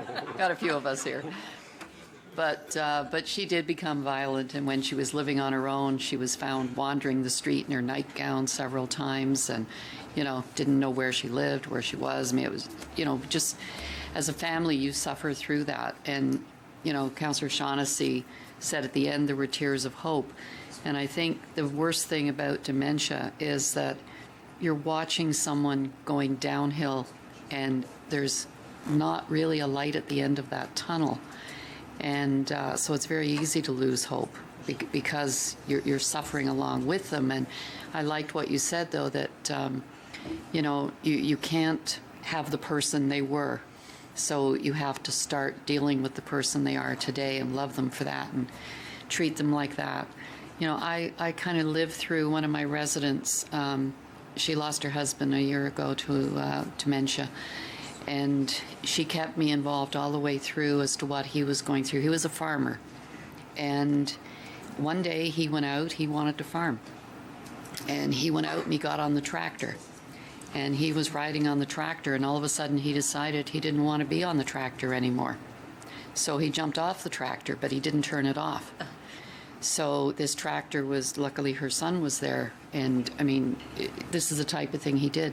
He was moved from hospital to nursing home to hospital because of his violent outbursts. And when you talked about the farmer, you know, I thought that's something like that probably would have helped Frank a lot, you know, because that's what he knew. That was his reality. And it was so hard on the family to deal with that. I'm very fortunate. I have a nursing home, long-term care facility in my ward, Schlegel Family Villages. I don't know if you're familiar with them. And when I looked at the photographs, that's what that is. It's, you know, everyone has a front door, 120 homes with a beautiful hand-carved, Mennonite-carved, big oak front door with a doorbell, door knocker, photograph, name, everything on it. They have created a village, and they're building the second phase right now, but the village has the hairdresser, it has their little restaurant, the bookstore, the library, the conservatory, those that like to garden. They have partnered with the high school down the road and with the community center, so we have all of those links with the community. And it's, to me, it's just what it should be. The problem is it is so expensive for many families to get their loved ones into a facility that provides that kind of care and that kind of nurturing. So, you know, that's what I think many people are facing right now is the cost. Nursing care, nursing homes are very, very expensive. And there's long waiting lists, and the waiting lists, given your statistics, are just going to get longer. So, you know, that's something that we have to examine as well, as are the facilities, whether we make them like this or not, are they there? And how are we going to deal with that influx? So I'm very pleased that Malton, and I commend our staff for being so open-minded. I know Schlegel shared, Jeanette, the research. They're doing research with the University of Waterloo on geriatrics and dementia, and they built a nursing home on the campus so that students in psychology could work with the seniors. And they shared one of their research papers with our staff. And, you know, this is the type of thing that we need to be partnering more with. But I really commend our staff, all of you, for being so open-minded and open to looking at new ways of helping. And I don't want to say dealing with the problem, because it's helping the people who have this horrible disease. And I said to Councillor Parrish, and I was looking at your photographs, and I said, if you need an English pram, I have one in my basement that nobody wants to buy anymore. You know?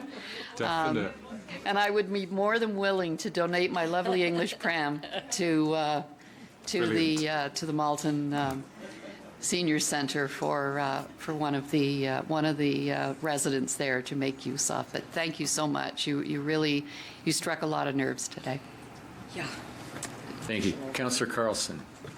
Well, thanks very much, Mr. Chair. You know, if you want to sell something to Canadians, bring a British guy over. You know, we're still a little colonial. You know, but David today said to me, it's so correct. He says, nothing you're going to hear is going to be anything more than common sense, which always appeals to me, strangely. So, and as I listened to them, when you said about being on the school board, I was with you. At the time, I said, this is nothing more than integrating the best concepts of kindergarten from when I went to school, when, you know, the walls were gray and the teachers were gray. So we're coming a long way. So, I'm old enough to remember when the old seniors buildings where nobody talked about them as a kid, and I had aunts that had to go to them because it was the home or something they called them. So when we built these long haul things in the 1970s, this was a big step forward. The clean warehouse. Wow, by golly, who would want to live anywhere else? But as we're moving into the next generation of buildings, we have a lot in my district, and a proposed one coming up in the south end of in the village I'm in. So these concepts will certainly be part of any discussion I have as we're developing it. But I was just thinking, we have the regular seniors buildings. I have two right on my street, self-sufficient, largely self-sufficient. None of these principles could apply nicely. I mean, they're a beautiful, you know, baby, you know, what beige color. And, you know, they got some of that fine plastic lawn furniture out the front that should have been gone a long time. Well, there's nothing wrong with incorporating any of this, you know, a fake tree and that terrible atrium we have. Something like this would, I'm just kind of sorry we never thought of it. You know, but I'm glad you could be here at our staff project to give us these. And I was challenged about 4 or 5 years ago in the UK, and you know, because my whole life, in a sense, has been with the Cinderella service, i.e. dementia care, and I find it very ironic that people started saying, oh, so people with dementia get all this, but if you don't have dementia, you don't get it. But actually, and I smiled at that, because it's like, so we've finally, turned it round now, where everyone's saying, well, we want to work in dementia care if it's going to be like this.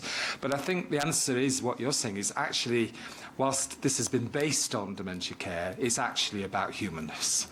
It's just about the stuff of life inside us and what any of us need to thrive as a human being. Well, and I think you're right, there's much wider messages. So, for instance, in the UK, we work with 2 homes for people with ex-military service, and we've been able to show that it's just as relevant into those settings. And I would have been a bit unsure and doubtful at one point, but to see a colonel of an army who would come into a room and shout orders and get very distressed and agitated. And I would have been very scared and uncertain to ever offer him a dole. But to see him with a dole in his wheelchair as an ex-colonel talking about the boy he's now in charge of, and the shouting to stop him to feel he's back in charge of his life. The answer is, who are we to say about any of this stuff?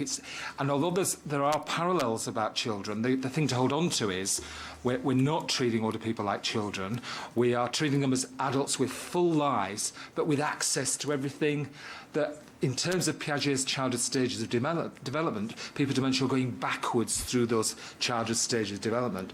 And so often, people who've worked with children, worked in nurseries, have got an affinity with people with dementia because they understand the backward development and what stuff is going to connect and work with people at that point. Yeah. Well, a great opportunity, too, for professional development for the caregiver. In my case, my mother was 14 years in this situation, and my poor dad, good Scandinavian fellow, but he thought that a haircut and get a job would solve everything. All he did was do Trivial Pursuit with my mother.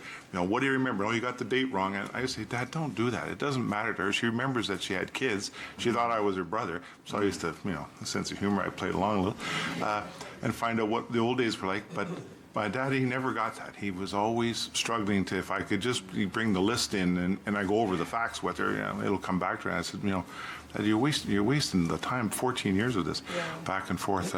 So I have great sympathy for everybody here today who's gone through this. It's certainly not easy, and I think you bring a great ray of hope for our future system. I'm a little vaguely ashamed that we didn't think of it ourselves, but but that's okay. That's why we brought you over here from the UK. So appreciate it.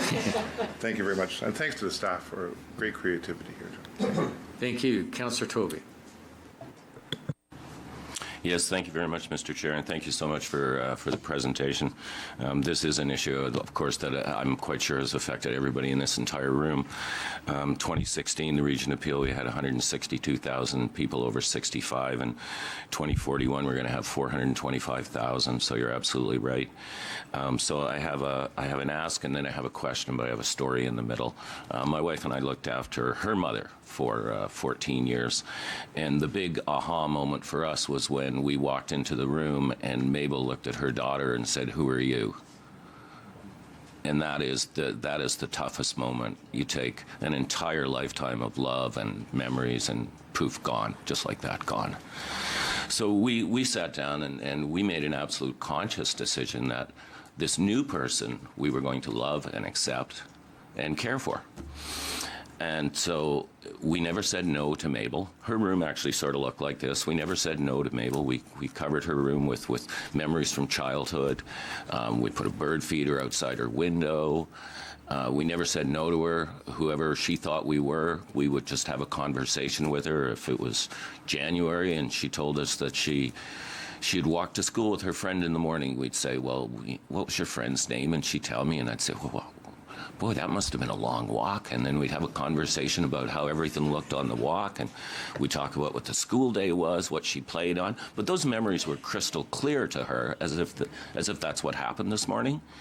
And I actually went and checked the grade school that she went to, and she described it to a T. The playground equipment, everything. We dug out old photographs. It was remarkable.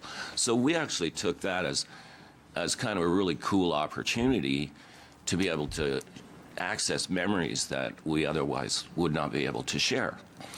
So that was really wonderful. So I really do appreciate the work you've done. Has really literally confirmed to me how we should be treating these people as family. So I had a couple of questions. You had mentioned policy, and you're not happy with some of our, is that provincial or federal policy? And I guess my request would be, we've got a great government relations department here. I chair the Government Relations Committee. I think our committee would be very, very interested in hearing a critique from you on how to change those policies to make some improvements. That would be that, as you know, Councillor Starrett, everyone agrees we need to make some changes. And if you have some insights into policy that we could alter to help people, we would certainly like to speak to you about that. So I don't know if we can give direction to staff to make that happen. How long are you going to be in town? I'm here till the end of Friday, but there'll be other visits. There'll be other visits. I'm increasingly coming to Canada. I have a number of visits this year. Okay, and then the question that I wanted to ask was, and it's been alluded to here before, I mean, you walk into these places and really everyone's just doped out of their brain, you know, just, oh, okay, yeah, give us some more drugs, keep them quiet. So in your experience, have you done any analysis on, I'm quite sure that people that in this situation are requiring far less drugs, I would think. Do you have any hard data on how much less drugs they would be consuming on? Yeah, we do. Speak to that. In most countries, including the UK and Canada, the level of sedation and antipsychotics is between 40 and 70%. In long-term care. In Butterfly Homes, it's less than 10%. Wow. See, there's your saving. Yeah. And the other, just final comment that I'll make, the thing that was really interesting about my mother-in-law, because she was the way she was, and they get incredibly violent sometimes if you disagree with them. And we would get a phone call from the home, like, once a week or once every 2 weeks, say, okay, she's off again. And we'd be hearing her screaming and trying to hit people as we were walking down the hall. As soon as we walked in the room, she would turn around and go, oh, hello, dears. She didn't have a clue who we were, but she had that emotional connection to love. Yeah. Thank you. Yeah, and I'll give you another quick analogy. I mean, we had a person who moved into a Butterfly Home, and he would go looking every night for his house, and could not be prevented. And so the advice from us was let him go. And he'd get to the house, and it was sold, and he'd be shouting through the letterbox to the new family living in the house. Can you imagine if you've moved in this house, and this man keeps arriving, and he wouldn't be reassured at all. But when Anne, the manager, would arrive on the drive, she's the same person who he was saying, I can't be stopping here. But when she arrived on the drive of the house, he'd fling his arm round and say, oh, I'm so pleased to see you. Please take me home. And what you've described in the care of your own relative is what I describe as textbook quality dementia care. You can't wake up in the morning with Alzheimer's disease in your brain and survive and get through the day. So your brain takes you back to a better time, a better place, better memories. And the big message to families is, if you can only also travel back, then actually some of this trauma won't actually then be needed. Like you said, stop the no, stop the questions, stop the facts, stop the truth, love the person as they are. And you gave an absolute perfect example of being able to put that into practice. Thank you. Councillor Parrish. Well, you're coming to my seniors' long-term home. Malton Village is in my lovely little kingdom of Malton. So welcome very much. I'd like to thank the staff for having you choose that location, because we don't always get the best stuff going. I think we'll have the best seniors' home in town. My mom had Alzheimer's. She was always very difficult as non-Alzheimer patient. And I don't want to hear any snickers in the room. But once she got into the seniors' home, they kept telling me she was the sweetest patient they had. So she did a complete flip. Or maybe it was because I wasn't around as much, I don't know. But the day she had to have her test for her 80th, her driving test, just a written test for her driver's license, she failed it. And we didn't know she had Alzheimer's at that point. We just thought she's odd. So I helped her study for it, which was really dumb. And she got up to do the test. And she passed. And I said, how the heck did she pass? And they said, well, we knew you were the MP for the area. We weren't going to fail her. It's like, oh, no. But anyway, about a year later, my sister and I stole her car. And then we reported ourselves to the police station, and they were thrilled that we'd taken her car. And she called them, and she reported that her car was stolen, so she knew how to do that. I don't want to leave the impression with you. You're going into a lovely place. Malton Village is a wonderful place. And I don't want to leave the impression that all our seniors' long-term care homes in Peel are bad. They're not. My mom was in John Watt Boulevard at Extended Care. And she had a lady there that made them dress in red for Valentine's Day and put Christmas things on. And she had all her own stuff in the room. And they had them in four different sections, depending on how difficult they were or how far along they were. So we have good long-term care homes. And I think you're just going to make them better. Because I think a lot of what you talked about today, I saw there. Before my mom went in there, she was in a private one, $6,300 a month. Nowhere near the care she got at $2,100 a month in the extended care. The people there cared. They did a lot of what you've talked about. So don't want to leave the impression with the public that Peel doesn't have good long-term care. We do. You're just here to make it better. And I'm really glad you're in my building, and I will come in and see you as often as possible, and I will try to dress appropriately. Okay. Mayor Crombie. I was just relaying a story to Councillor Carlson. I was driving last week and listening to CBC in the radio, and there was a family, they're the family of Holocaust survivors. And the mother had been taken prisoner and interned in a camp. And they wanted to preserve her memory and her to tell her story, but because she suffered from dementia, they weren't sure they were going to be able to capture it. So they got the video camera and started interviewing her. And sure enough, because those memories were so emotional and so visceral, she could describe every moment living in those camps. And she did so, and you got a clip of it on CBC, and that's now being preserved in the Holocaust Survivors Museum in Israel. And it was just gripping, and I thought, wow, those memories. You could see that the woman was suffering. She couldn't remember. They asked her what you have for lunch today, and she didn't know the day or the lunch, but certainly those memories of those camps she could relive in an instant because they were so emotional and painful to her and her family. And that's really what people living with dementia have to teach us, isn't it? About what it is to be human, what it is to be vulnerable, but also we are always today who we were. That's right. Yeah. So thank you for the work you do, really, honestly, from all of us. Councillor Pelletier, I'm going to give you the privilege of being the last speaker. Excellent. I wasn't going to go on, and I know that everybody here probably wants to say something, and a lot of people have said something, and everybody has a story, and well, why not? I have a story too. My granny suffered from dementia, and she was in a retirement home outside of Peel. She was the only one to break out of that retirement home, and she did it 7 times. It was a tough go. It was a tough go for a long time. But we took the opportunity to research and look at other places, or even around the world that were doing things, and we slowly fell in love with a place that's in Holland. That's it's a community where they give you a false sense of reality. Here, with people without dementia, that's a 4-letter word, but people with dementia, that's exactly what it was. And outside, they had the barber, they have the ice cream store, and inside they take pictures of your homes where you came from, and they turn that into wallpaper and use that in.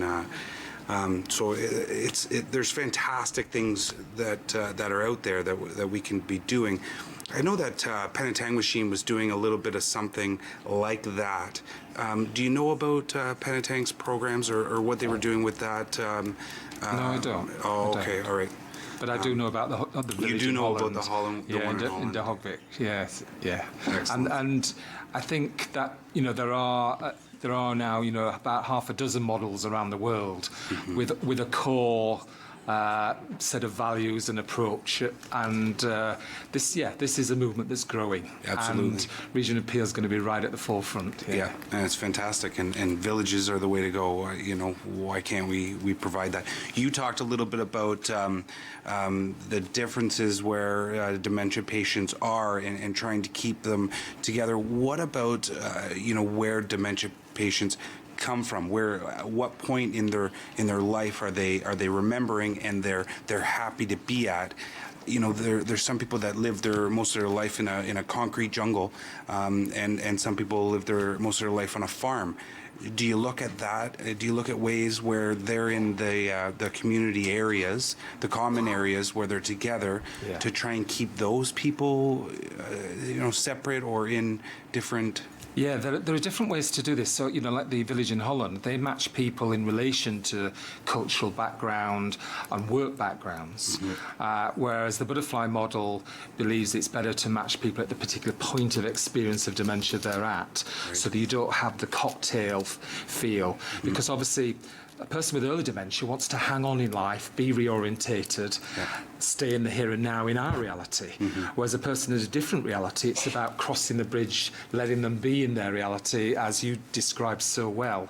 And then people with a repetitive expression, those stuck expressions are because of stuck feelings. And then later stage dementia care needs a real close, loving nursing care. We believe that actually by decreasing ill-being and decreasing stress, you do that by matching people at a particular point. But it then means, like Martin described, that you've then got to really know the individuals as well in terms of their own life histories, and so that actually the household encapsulates a number of people, different identities. In the UK, we're able to demonstrate now that you can build as well to this model, and that the costs are the same. So in the UK, we're now building care homes that are 88 for 88 people, but they're built as 11 households of 8 people. And that you can save massively because we don't have the central reception areas and the whole feel into the massive building. Like a prison. And so the future, I don't think, will be the current designs we've got. Excellent. Excellent. Thanks for coming. Thanks to staff. Thanks for the stories. Thank you, Chair. No, and thank you. And certainly, this is probably one of the most passionate presentations we've had for some time here in Peel. And you've touched all of us. Not only on council sitting around the chambers, but everyone in this room, and I think the listening audiences as well. And I want to thank, first of all, not only for you coming to Peel, I want to thank those who invited you to Peel. And certainly we in Peel are always looking at new and innovative ways to help our residents, particularly when it comes to healthcare. And I have full confidence in the staff that they will make this work, and they will make it work very well. In fact, I'm convinced that it'll become the model for all of Ontario. And I am so pleased that you said you'll be making more visits, because we need, I think the world would be a much better place if we had a lot more Dr. Sherds in the world. All right. Thank you.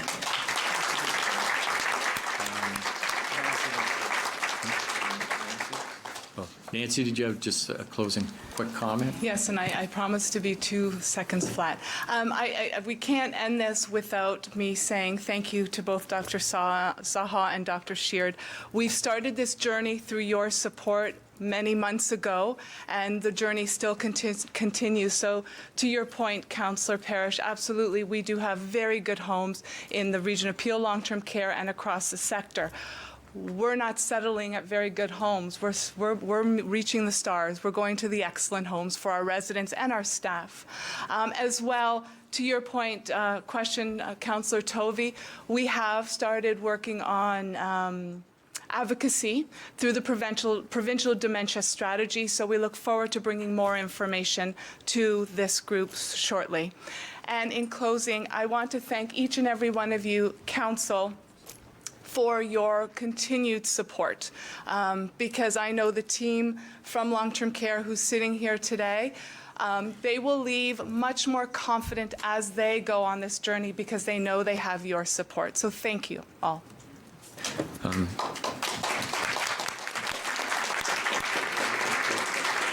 Councillor Moore, you did ask to bring the report forward, so I'd ask that you move it, and seconded by Councillor Starr, for both the report and as well as the receipt of the presentation. So all in favor then? Opposed, if any? Carried. Thank you. Do you have one other delegation? Where is it? Oh, yeah. Corrine Strong, Executive Director, and Jake Deere, Board President, Volunteer Mississauga, Brampton, Caledon.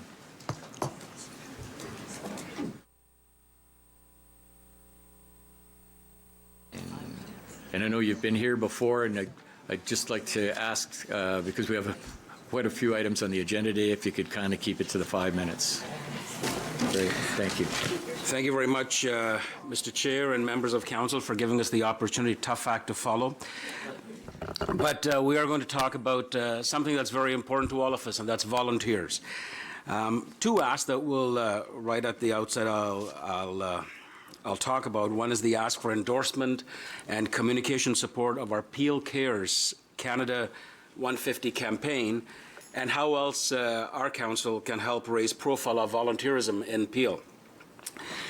So, do we change the slide here? So, your local volunteer centre serves the cities of Mississauga and Brampton and the town of Caledon. And our mission is to promote volunteerism and foster best practices through learning and development. We do so through our online volunteer referral service and our just-in-time learning center. We offer youth leadership programs to cultivate a passion for service to others, help 200 Peel-based member organizations to build capacity to support their community, and we also assist newcomers to integrate more easily into their new community and gain Canadian experience through volunteerism. So we also engage seniors to ensure they remain healthy and active longer and feel valued within their community.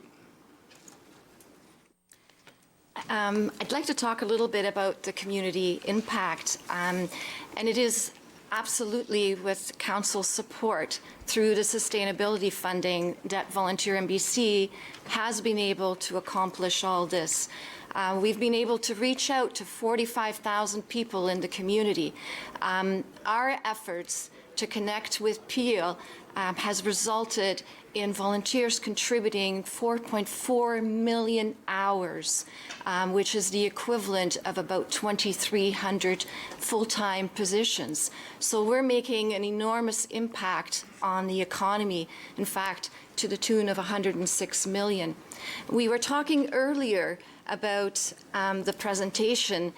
In order to make that happen, you're going to need an increased amount of volunteers to be able to go into the nursing homes. And I know all the Peel long-term care homes already ask for volunteers, but it's a great opportunity for us to be able to bring seniors and kids and family volunteers into the nursing homes to try and provide that care, that personal touch, and to bring people that speak the same language as the long-term care patients. So this, we would never be able to do without the support from the region. So thank you so much for everything that you're doing for us. We would also not be able to do this without our volunteers and our staff, and to the tune of 500 volunteers that help Volunteer MBC alone as our ambassadors, and they literally are involved in every aspect of volunteering, from graphic design to helping us with our catering and helping us when we have events. So thank you so much for that. A little bit more about our campaign. So the goal, we think there's a fantastic opportunity to celebrate Canada's birthday. And what better way to do that by demonstrating that we really care in Peel. So the goal of the campaign is to encourage volunteers to contribute 150 hours of their time throughout 2017. You may think that that's a lot, but just as a point of reference, Canada-wide, On average, a volunteer contributes 154 hours a year. In Peel, however, based on the last long census, which was a while ago, it was at 127 hours. So we have a little bit to go, but it is something that we can definitely strive for and really encourage our volunteers in Peel to give back their time. So we're going to hear their stories.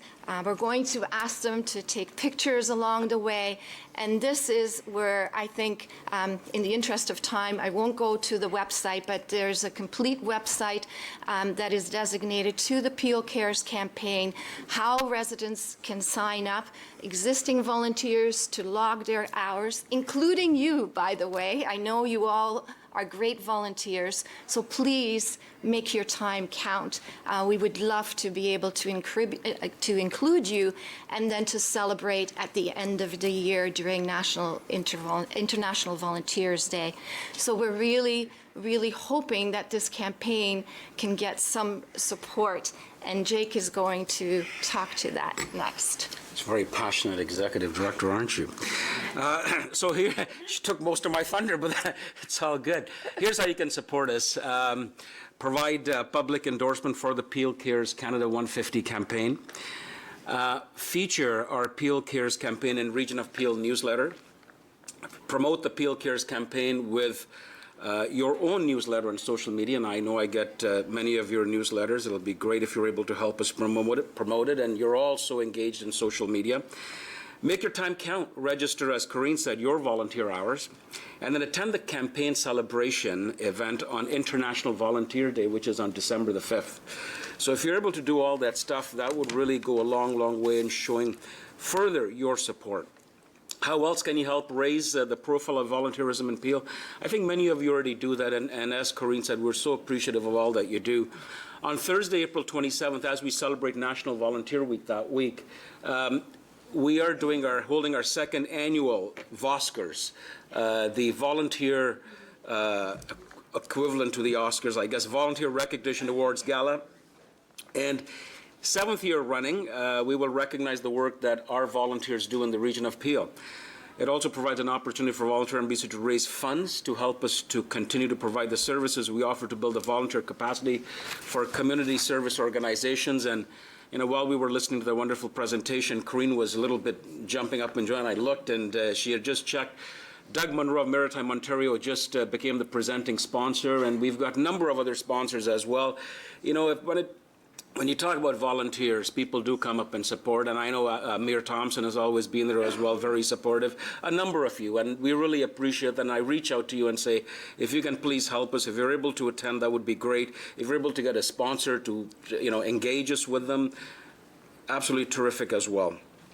There is we are on, yes, and that's it. That's all I got. I think we're just, at the end of the day, well, she's made some notes here for me. At the end of the day, we would just love to see you. I know each and every one of you here, and I know the passion that you have for volunteers, and this is a great organization. You know how I feel about volunteerism in the region of Peel, and I think if you're able to help us grow this organization, celebrate volunteers, I think it's all good for our region. So thank you very much for giving us the time. Yeah, thank you. Stay in place. Councillor Groves.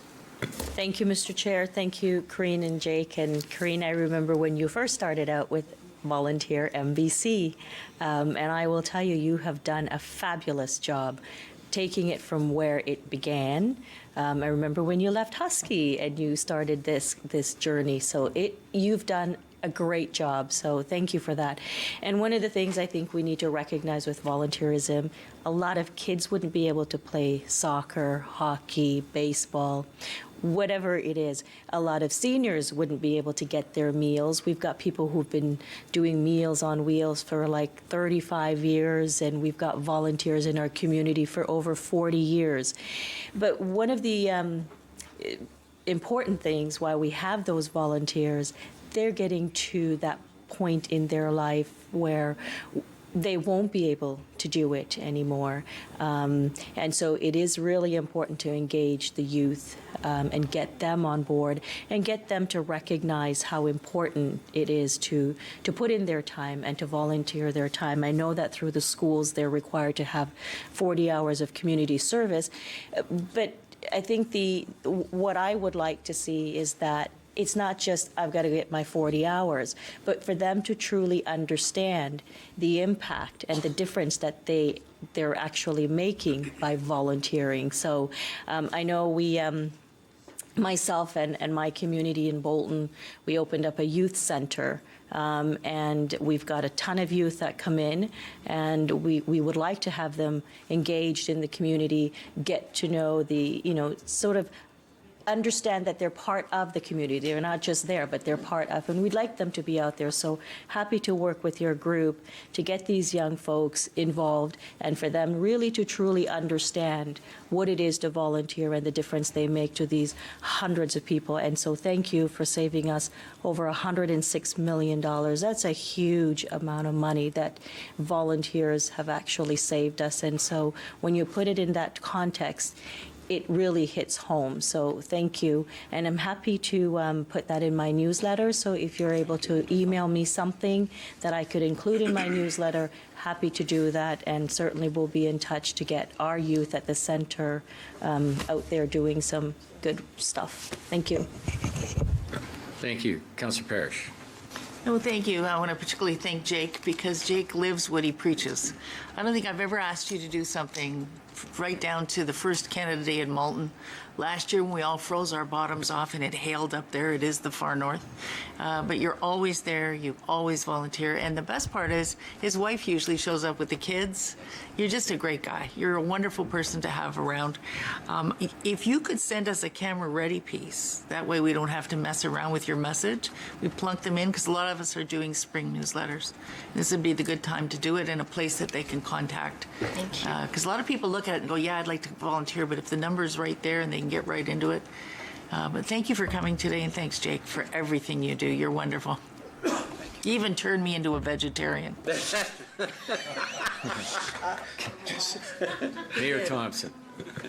How do you top that? I got to say, great idea, 150 hours per volunteer. I think that is so important, and I think that's what makes our communities unique. You don't have a great community unless you got the volunteers to help make it happen. And I think Councillor Grove said that is the investment that we'd have to spend in our communities if we didn't have our volunteers is irreplaceable. So to me, I think this is a huge investment. You know, invest 150 hours into your community. What more can you ask for? So I think this is great. I think we need to shout this out. And I mean, I think we a lot of times we don't say thank you enough. You know, it's the same as our auxiliary police, 5,500 hours in community service. Take nothing for it. That's their time that they give back to the community. Just examples like that tell you of what goes on. And I think Councillor Groves talked about sports, but it's community groups, village groups. It's what makes our community beautiful, but this is something we need to celebrate. So well done. Good stuff. Mayor Jeffrey. So I just want to say thank you. Thank you. And you have come a long way. And that does mention a very good point. I remember you in my other life, us talking about this. So I wasn't sure you were going to get as far as you have. So you've asked for 5 things. So I'm happy to provide a public endorsement of what you do. I'm happy to feature you in my regional newsletter, and I'm happy to support you through social media. And I think you're aligning yourself with other cities across Canada. We just had some correspondence on our agenda just yesterday on our council meeting from the Mayor of Calgary, Naheed Nenshi, who's talking about doing 3 things for Canada. You know, about getting involved in our communities, and he's aspiring for us to achieve 100 million acts of community activity. So I think everybody in this room has done volunteer work in the course of becoming a politician, and we all got out of it more than we put into it.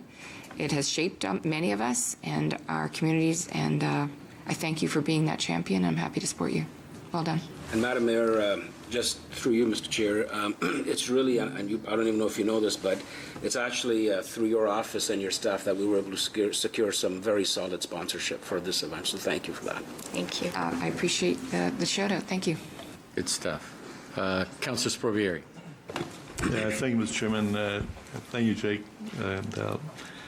And I really appreciate you coming here today to give us an update on your program. Also, I'll be happy to, I'm sending out a newsletter to put the information down. I'm always getting calls from students, constituents looking for do their 40 hours for their school, high school. And so that's great that there's the organization that they can come to and provide some volunteer work. And I have to say that it's really appreciated the work you've been doing all these years in volunteers. And I'm sure you'll be rewarded appropriately one day. Thank you. Thank you. Thank you, Mr. Chairman. Thank you. Councillor Raz. Thank you very much, Mr. Chair, and thank you both for coming today. I think you both set an amazing example for what it means to volunteer in the communities. When I talk to prospective volunteers and other people in the community, it's easy to find something that you're passionate about through all of the volunteer organizations out there. And there's a lot of people who are in jobs that maybe don't provide that personal satisfaction, and this is one way to help engage your own personal self. So that's a great way. So I've already retweeted out. I'm happy to send it out in my electronic newsletter in any way I can assist. And one of the things that volunteers get excited about is when their parents, any member of the family gets the whole family engaged in volunteerism. I think that's an important point. So I always try to hammer that point home and drag my kids with me wherever I can. And sometimes I get a little bit of grief, but once they're there and in the moment, they really enjoy themselves. So thank you for bringing this to our attention today. Great. Thank you. Councillor Starr. Well, the organization, as far as I'm concerned, is number one. And you have a number one ambassador right there, too. Sure do. I mean, without volunteerism, Jake wouldn't have learned to be an auctioneer. He wouldn't have learned to be a public speaker, an MC, a fundraiser, and a man about town. You see, and that's all from volunteerism, right? So true. So true. Counselor. So there you go. So what an example. So Jake, I think you've got 100% support in the organization. So send us the right stuff and we'll make sure that the whole world knows. Thank you. Thank you, sir. Thank you. Thank you. If Councillor Groves would be kind enough and Councillor Parrish to move and second a motion seeking endorsement and communication support for Canada 150 Peel Cares campaign. All in favor then? Opposed, if any? Thank you. And I think that was your ask, and yes. We certainly appreciate you being here, and certainly our council you have our council's full support, rather, and we wish you well in your future endeavors. Thank you, Mr. Chair, and thank you to members of council as well. Thank you very much. In the essence of time, and seeing that we've got that luncheon at PAMA coming up, I just wondered if someone would be kind enough to move and second in a motion of receipt of all of the correspondence that's on our agenda today, because it's moved by Councillor Palashi, second by Councillor Starr. Are there any questions with respect to any of the correspondence? And all in favor? Opposed, if any? Carried? Oh, Councillor Moore, sorry. Thank you, Mr. Chair. The only question I have on the two on health, 7.1, 7.3, were they referred with the original motion to the committee? Okay, thank you. Okay, thanks for that clarification. That moves us then to items related to human services. Councillor Medeiros would be kind enough to chair this section. Thank you, Chair. Members of Council, you have before you Report 8.1, Peel Halton Local Employment Planning Council Progress Update. Are there any questions or comments? No. Can I get a mover? Councillor Downey, seconded by Councillor McFadden. All in favor? Carried. Thank you. Item 8.2, supply of affordable rental housing capacity. Any questions, comments? Councillor Parrish. Yes, I talked to Commissioner Sheehy before, actually several times before the report's here, and got a lot of my questions answered. One of the questions I asked was how much money is in the pool, since we're only awarding $12 million today. Could you answer that question again, please? Yes, of course. Through the chair, In the investment in affordable housing pool, if council approves today's report, there is still approximately another $19 million. And then the amount that we'll get a year from now? The $19 million is a multi-year allocation. Okay. So for our 2017 to 18, because it's on the province fiscal year, it's 13 million. And then for 2018 to 2019, it's 16 million. Thank you. And you say in the report that you're going to continue working with some of the people who put applications in but didn't quite make it. You will be doing that? Yes, through the chair, that is correct. If the report is approved today, we will officially notify all of the proponents of the results, and then we will be meeting with those groups and organizations that were unsuccessful to work with them to see how we can make their proposals viable. And then should they become viable, do they reapply or can you bring them back? We could take one of two paths. We could ask them to reapply through the next request for proposal call, or we could come back to council and ask for the authority to directly negotiate with them. Thank you very much. One of the projects that I was keen on was in Malton, and the land fell through on it, and it was kind of unfortunate. And now the land owner is calling me back saying maybe we'll change our minds. So I'm just trying to find out if there's still hope for a seniors building based on income, rent based on income for Malton, where we need them badly. So thank you very much. You've been so good to work with. Thank you. Thank you, Councillor Parrish. Mayor Jeffrey? Just a quick question about the particular proposal that Bramalea Christian Fellowship residents. It talks about a plan to address any shortfall in the project financing. How much delegated authority are we talking about in order to negotiate? The chair, today we are setting the budget at a funding level of the $12.6 million. So that's what we're bringing to council. If we had to look at increasing the funding, we will be back to council. Right. Thank you, Chair. Thank you, Mayor Jeffrey. If there's no more questions or comments, can I get a mover? Moved by Councillor Paleski, seconded by Councillor Gibson. All in favor? Carried. Thank you very much. And back to you, Chair. Thank you very much. That moves us to items related to enterprise programs and services. Councillor Fonseca, if you'd be kind enough to chair this section, please. Thank you, Mr. Chair. Item 9.1, you have before you the 2016 Statement of Remuneration and Expenses. Councillor Parrish. Well, I just wanted to point out to the world that Uncle Ron Starr and I are bargains. We get paid less, we cost the region less because we're old farts and we don't need the... You don't need the money. Yeah, we don't need it. No, we're not getting our benefits as high as the rest. And I was thinking maybe we could move the difference into our regular salary, but Uncle Ron said no. Thank you, Councillor Parrish. Councillor Parrish, would you like to move the report? Sure would. Moved by Councillor Parrish, seconded by Mayor Thompson. All in favor? Any opposed? Carried. Thank you very much. Item 9.2 is it's for information. It's the Peel Agricultural Advisory Working Group, Greater Toronto Area Agriculture Action Committee and Golden Horseshoe Food and Farming Alliance Annual Update. Just move it. I'll second it. Moved by Councillor Shaughnessy, seconded by Councillor Downey. All in favor? Any opposed? Carried. Item 9.3 is the Psychological Health and Safety Program update. This is for information. Moved by Councillor Grove, seconded by Councillor Moore. Thank you very much for this update report. Looks like a lot of great successes in the report to date. I just had one quick question. It says you'll be identifying performance targets and outcomes. At what time will that come in the report or be reported to council? I believe over the next year we're developing those targets and outcomes. Okay, thank you. So moved by Councillor Grove, seconded by Councillor Moore. All in favor? Any opposed? Carried. Thank you very much.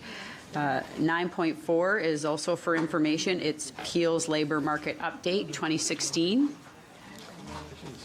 Seeing no questions, I just wanted to comment and say it's great to see that unemployment numbers are down for youth, also for adults. Just And I think also to make note of the job permanency, that's extremely important in Peel, so that's good to see. But with regards to the youth unemployment, it's still at about 16%, or 16.1% overall. Is that comparatively, how are we in comparison with that overall number, even though we've seen a decrease in unemployment for youth?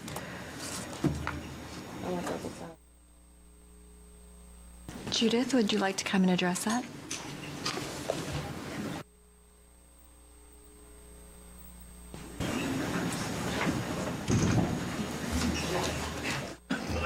And it is great to see it's the lowest in 8 years, I think, for adults and youth, which is wonderful. But I just had that question, 16.1% is still overall. How are we in comparison?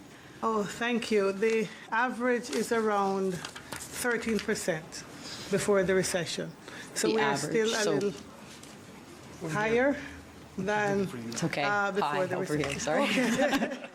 we're still a little higher than before the recession. Oh, okay, so it's still something we need to strive towards, but I Yes. think recognizing the job permanency is extremely Yes. important, so. Yes. Okay. The changes that we saw in 2016, we really saw some positive shifts in the trends, which was very great. It was great. Great, wonderful. Okay, thank you very much. Seeing no further questions, moved by Mayor Thompson, seconded by Mayor Crombie. All in favor? Any opposed? Carried. Thank you. Item 9.5 is authorization to hold a public meeting to consider a change to the size and composition of regional council. Councillor Parrish. Well, first, I'd like to ask a couple questions, then I would like to speak to the report. The first question would be, once this process is done and the copy of the report of the Commissioner of Corporate Services is sent to the municipalities, is that the point at which they vote on whether they accept it or not? Lorraine or Patrick? Patrick? No, the order of operations outlined in the Municipal Act would call for the notice of the intention to enact the bylaw, firstly, followed by a public meeting, followed by regional council's actual enactment of the bylaw, and it would then go to the area municipalities to see if the triple majority support exists. Well, I think I can speak confidently on behalf of Mississauga that we're going to be wasting a bit of time by holding a public meeting, because the moment it comes to Mississauga, we will be vetoing it. So I would like to delete the second line in here in the report, and further that a public meeting be scheduled for April 27th, 2017 to consider the proposed bylaw. We don't want, and the next paragraph after it, we don't need a public meeting. Let's just get this thing going as quickly as possible. No, we don't. We don't have to do anything. You're on the board. You're on the board. I move that we do not hold a public meeting. Okay, so looking to clerks as far as A second. point of order on. Actually, so Madam that's a Chair, I was just motion, going to or- ask Patrick for clarification on if council decides not to hold a public meeting, it ends there, I believe, but I just... That is correct. The public meeting is a prerequisite to enactment of the bylaw. So it would effectively die without a public meeting. Okay, thanks for that clarification. Okay, so the motion. Councillor Parrish has a motion on the floor. floor, to so- not hold a public meeting. It's been seconded by Mayor Crombie. So we now, any speakers on the board We got a need to be list. speaking to the motion. Okay, Mayor Crombie.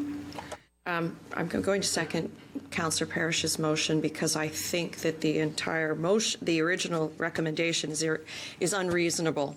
I don't think it's reasonable to add 8 councillors to the size of the Region of Peel Council, and I can't support it. I'm not going to support it, and I know that Mississauga isn't going to support it. So it is a waste of time, and it is a waste of taxpayer money that we proceed down this path any further, because as soon as it hits Mississauga Council, we've already passed a motion that we don't support it. We will not support it. It'll get vetoed there. So this is a waste of time and money. We should go back and think about something different that is acceptable, that is more reasonable than adding 8 councillors to this council. So I'll support it. I support Councillor Parrish's motion, and I will be voting against proceeding with any public meeting at this time. There are lots of other alternatives that have been proposed, but this one is not reasonable. Thank you. Okay, thank you. Mayor Jeffrey. Thank you, Chair. So I have a few things to say about this. I think this is our last kick at this, so I want to just remind everybody what has happened in the last little while, and I just want to say, in my role as the Mayor of Brampton, I have talked about fairness and balance and better representation for Brampton since I took office. We are the fastest growing city, I think, in Canada. We have a population of 600,000 growing to 900,000 by 2041. I think it actually will happen before then. We currently have 7 seats for 600,000 people.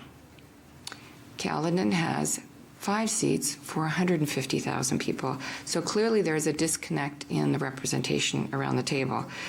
Simply stated, our residents are underserved and we don't accept the status quo. And I believe Brampton's ability to serve our residents in an effective and efficient manner in the areas that are very important to us, public health, human services, waste management, public works, are being impacted. So as elected officials, we all have a responsibility to serve our residents and determine policies that serve our residents best and our cities at large. We attempted a governance review exercise. We spent weeks at that table. It's time you can never get back, and we did not come up with a solution.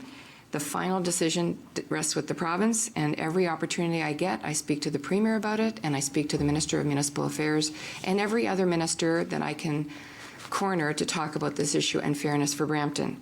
I will continue to advocate for Brampton's fair and effective representation of this table, and as far as I'm concerned, I urge my colleagues around this table, I know the City of Brampton is very strong on it, we want fair representation of Brampton, and we want a resolution as quickly as possible. Thank you. Okay, thank you. Councillor Palashi. Thank you, Madam Chair. I just wanted some clarification. I too needed some. So I just want the mover of the motion and anybody that's going to support the motion on the floor. You're politicians that are not supporting public consultation. Is that correct? No. You're a politician that's not supporting public consultation. No. Okay. Well, good luck to you. Recorded vote, please. Okay, thank you. Councillor Medeiros. Thank you, through the chair. Just piggybacking on the mayor and Councillor Palashi, pretty much I would say when we're talking about a public consultation, an opportunity to hear our residents, essentially what the signal that we're saying, first, we're not giving the opportunity for residents to express their content or discontent. Second, regarding servicing, so essentially as a council, we're saying it's okay to underserve residents in Brampton, but at the cost because understanding the impact of Mississauga. But essentially, we're going beyond and we're going against what the values of Peel Region is supposed to be. And if I can't serve our population correctly, I really feel that my colleagues not even giving opportunity for public discourse. Sure, we can't get a number. Sure, we're at the stage where, there's no agreement. But to stifle and not give the opportunity to residents to come forth and show their pleasure and not displeasure, and to give the Brampton residents opportunity to manifest their position, this is almost anti-democratic. This is really, I'm really surprised that this would come from my councillor colleagues in Mississauga. And, to say it's a waste of time, a waste of money, Mississauga, take your position. But I think it's the residents have to have the opportunity to talk about the levels of service, to talk about their expression, and to see what Peel Region means to them. And, frankly, I'm quite surprised. And I'm disappointed that we reached this and that we would try to stifle residents. So I would ask the colleagues to reconsider and allow for public discourse and debate. Make the decision you want to make, but do not stifle what is a cornerstone of what we're here for. And Councillor Palashi was exactly right. This is not what we should be doing.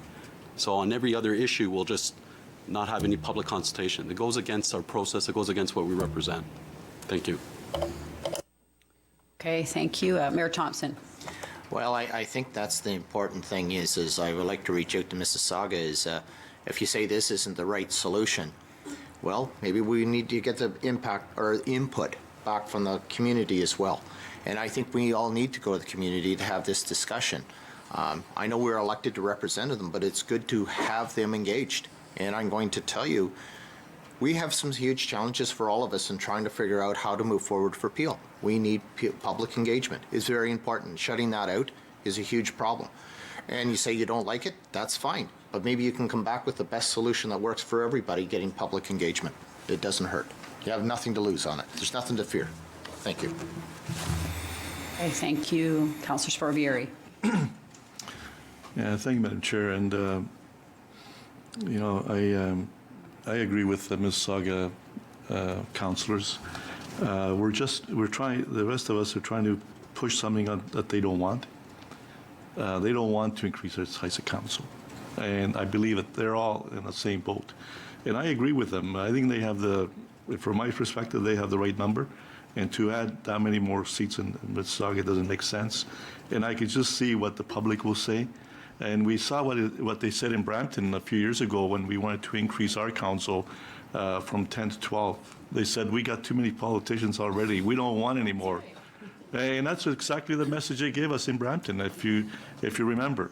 So I'm hoping that, I think we should have a public meeting, but not with these numbers. And I'm hoping the Mississauga councillors would be willing to go to the public meeting, to leave Mississauga as you are, and just to ask that Brampton should be given 4 more seats, and Caledon remain the way they are, and just go for Brampton, what we need, and see what the people in Mississauga have to say. Let's see what the Caledon people have to say, and let's see what the Brampton people have to say. They may all come back and say, we don't want any more politicians, we got too many already. And that's probably the message that we're going to be hearing. And usually that's what they say, and because we've heard this before. So Madam Chair, I wonder if we can, if there's appetite from the Mississauga Council to go to a public meeting with adding 4 for Brampton and leaving you as you are. No appetite? Well, Councillor Sparvieri, there is a motion on the floor. Yeah. Councillor Parrish is speaking next. Well, I can't support. I'm going to support yes. the Mississauga Council. There's no news going to public meeting on this because I think it's going to be a waste of time also going with this proposal. So I don't want to waste people's time, and I don't want to waste everybody else's time. Okay, thank you for your comments, and I believe Patrick has a comment. Yes, thank you, Madam Chair. I just wanted to point out that the authorizing regulation, which is the first step in the process and which has now been obtained, specifies the numbers in accordance with Regional Council's request from last June. So the process couldn't accommodate at this point going to a public meeting on other numbers because we don't have the required authorizing regulation for any numbers other than those which Council requested. Okay, thank you for that clarification. Councillor Sparvieri, do you have anything further, or no? No, I don't have any further. Thank you, Madam Chair. Okay. You're still on the board, sorry. Councillor Parrish, thank you. Yes, I want to clarify exactly what Patrick has just said. To wait a month, go to a public meeting, get a pile of input on something we are going to veto at Mississauga is a waste of time, it's a waste of money, it's a waste of effort. I 100% agree with Mayor Jeffrey, and even if you don't get 4 councillors this time, I think you should incrementally get 2. I think there is one more chance to go back to the drawing board. I don't have the faith that you do in the provincial government, I'm sorry. I think they're in enough poop on their own that they're not going to come out and say, I'm going to save you guys in Brampton, we're going to rule that you get more people. I don't think they're going to do it. I think there's a logical way to do this so that we still divide council with 50% in Mississauga, 50% in the North End. We add 1 more councillor in Mississauga and split Ward 5. I'll take the best part. We add 1 more to match that in Brampton, and Caledon gives up 1 to Brampton. You pick up 2. We have 13 on each end. I don't know why that wasn't part of the consultant's presentation. So what I'd like to do is say there will be no public meeting on the numbers that we got. It's $2 million at Mississauga to do the change. We're not doing it. And the public does not have an appetite for more politicians. So at the end of this, if this vote, my vote passes, I'll put a motion on the floor to send this back to the committee, reconstitute the committee while there's still time for the 2018 election. And then George and I will delegate, because he's the genius on dividing up words. And we will give you our plan, and we'll show you if it works. And if it's accepted by the committee, we'll bring it back here in time to hold a public meeting, to go through all the process, and to add 2 councillors to Brampton, 1 to Mississauga, and take 1 away from Caledon. That is the dream. Anything bigger than that, we won't support. And I don't even know if all our council will support it. We haven't discussed it yet. So what we need to do is, first of all, stop this process. It's ridiculous. The numbers are crazy. And then secondly, put your committee back together and come back with some more proposals for us to look at. Given that we all know now we're not passing 8 new councillors for the region. So I'm not just being heavy-handed. I'm being in a hurry. If we don't do this soon enough, it won't be in time for the 2018 election. And if Brampton wants more councillors for 2018, you got to cooperate with this. Because right now, it's just going to die, and you get nothing for 2018. And I wouldn't hold my breath on the province tooting in here and doing anything about it. Okay, thank you. Mayor Crombie. So what Councillor Parrish is proposing is very reasonable, and we have offered that to Brampton previously, the 2 numbers shift around and add 2 councillors to Brampton, because we do believe you do deserve greater representation. We think that 2 new councillors are in order, but there has been discussions where that would come from, and it wasn't acceptable to anyone. The problem is we're out of runway. We haven't discussed that at Mississauga. If we would accept even 1 more councillor, we would have to approve it. It would have to come back here for ratification. Then it would have to go back to province. We are out of runway on that. So I don't think that's possible. If it is, fine. But we are not willing to increase the size of council. We have 12 votes here. I think the legislation says we have 50% of the vote, and we're not willing to increase the size of this council. And we're trying to save ourselves from going to the public to risking the embarrassment you're going to face when you go to people and say, we'd like to have 8 more politicians sit at the table, please. 8 more. What do you think?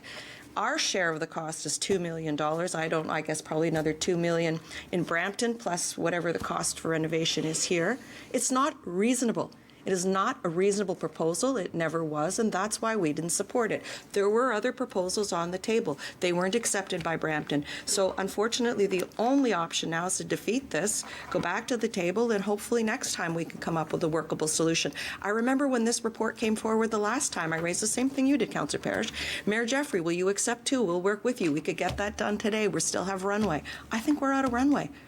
We have 18 months to an election. I don't know that we could rejiggle boundaries again to add 2 and where they would come from and how that would work. I just don't know. But I'm fairly confident we can. But I'd be embarrassed to go to the public and say, at the region of Peel, we think we need 8 more people sitting at the table. And by the way, that'll cost you at least $4 million more. I don't think it's necessary. I think there are other workable solutions. And I think that's where we need to put our energy towards, not the default position of just add more people, add more politicians, add more money, increase our budget. So no, I disagree, and that's why I wouldn't want to go to a public meeting. I wouldn't want you to face the onslaught that you are going to get when people say to you, how much will that cost? Why do you need more politicians? So no, we're going to veto it in Mississauga. There's no point going forward today. I'll save you from that embarrassment. Thank you. Okay, thank you. Councillor Sato. Thank you. You know, I sympathize with our Brampton colleagues that, yes, your numbers need to be greater, but our numbers do not need to be greater. And we changed the composition of our council 10 years ago, and we added more councillors, and that was to take us through into 2031-41. And those numbers are still as good today as they were back then. And we did it, we made changes, it cost us money, but it was realistic because our wards, Councillor Carlson and I had 115,000 people each in our wards for quite some time before we split them. But you know, I don't think you can you have to understand why, for us, it's a waste of time going to a public meeting. You've put us in a position where there's a motion saying that the Region of Peel has intent to pass a bylaw to change the size and composition of regional council. The Council of the City of Mississauga has no intention of passing a bylaw to change the composition as it is here in this document. So why would we approve a motion saying that the region has intent to pass a bylaw, which tells our residents that we're planning on doing it and we're going to have a public meeting, because we are not planning on doing it? We have had ample feedback from our citizens since this first came forward. I have a huge folder of emails from my residents, and I know the mayor has had a lot of feedback. We have had feedback from our citizens, and they do not want us to extend the size of city council or regional council. They have spoken out. They don't need to come to another public meeting to tell us that. So I think it's a waste of time, and I think it is misleading to the public to say we have intent to pass this bylaw when 50% of this council and the majority municipality has no intent and will not have the intent to pass the bylaw through the triple majority. So, I agree with Councillor Parrish that I'm open to going back to the drawing board. And if our colleagues can come up with something that might be more palatable to our citizens and to our council, then I think we are all prepared to look at it. But, to come forward and say we, as Brampton and Caledon, are going to change the size of your council because it changes the size of our council municipally, I'm sorry, but no, you are not going to change the size of our council. If anyone changes our council, it'll be us. And we don't want to change the size of our council. So I think this is a time when we need to put it right out there that we are not going to do it. And, don't waste any more time. If we're going to go back to the drawing board, make the decision today, stop the process, and then flip back to the drawing board and see what else you can come up with. Okay, thank you, Councillor Sato. Councillor Groves. Thank you, Madam Chair. I was here the last time we went through this exercise, and the best thing the province could have done was taken it out of our hands. I'm not sure why they chose this route this time, but anyway, that was then, this is now. I certainly understand where Mississauga is coming from. You don't want any more members. Your residents have expressed that. But with respect to Caledon, we are growing, and we're the next municipality to grow, and taking away, I guess, our one from us or whatever, certainly will have an impact on us. And I think it's important that the residents have an opportunity to provide comments at a public meeting. Now, if you take it back to Mississauga and you veto it, then so be it. But I think it's important that residents have that opportunity to make those comments and to express whatever concerns they have. When the province came forward and they brought the decision about how we, with our chairman, do we elect, do we at large or whatever, we were all upset that they made that decision without having consultation with any of us.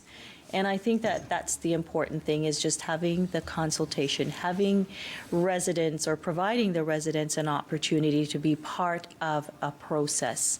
So I hear what Mississauga is saying, but I think our residents in Caledon will want to have that opportunity. So I'm prepared to support moving forward with the public consultation. And at the end of the day, when it goes back and you veto it, so be it. But we've given those residents the opportunity. Thank you. Okay, thank you, Councillor Groves. Councillor Tovey. Thank you very much, Madam Chair. Yeah, I find this really, really interesting. So we're talking about public consultation. And I was a community advocate for a decade or so before I got here. We used to have a saying about public consultation from government. And the saying was they would come in and consult us, and they'd ask us what color that would we like that blue car to be. And that's exactly what we're doing. That is exactly what we're doing.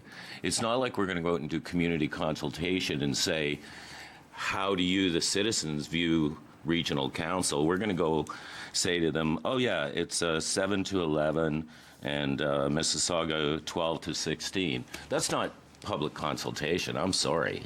That's going out and telling everybody what the deal is.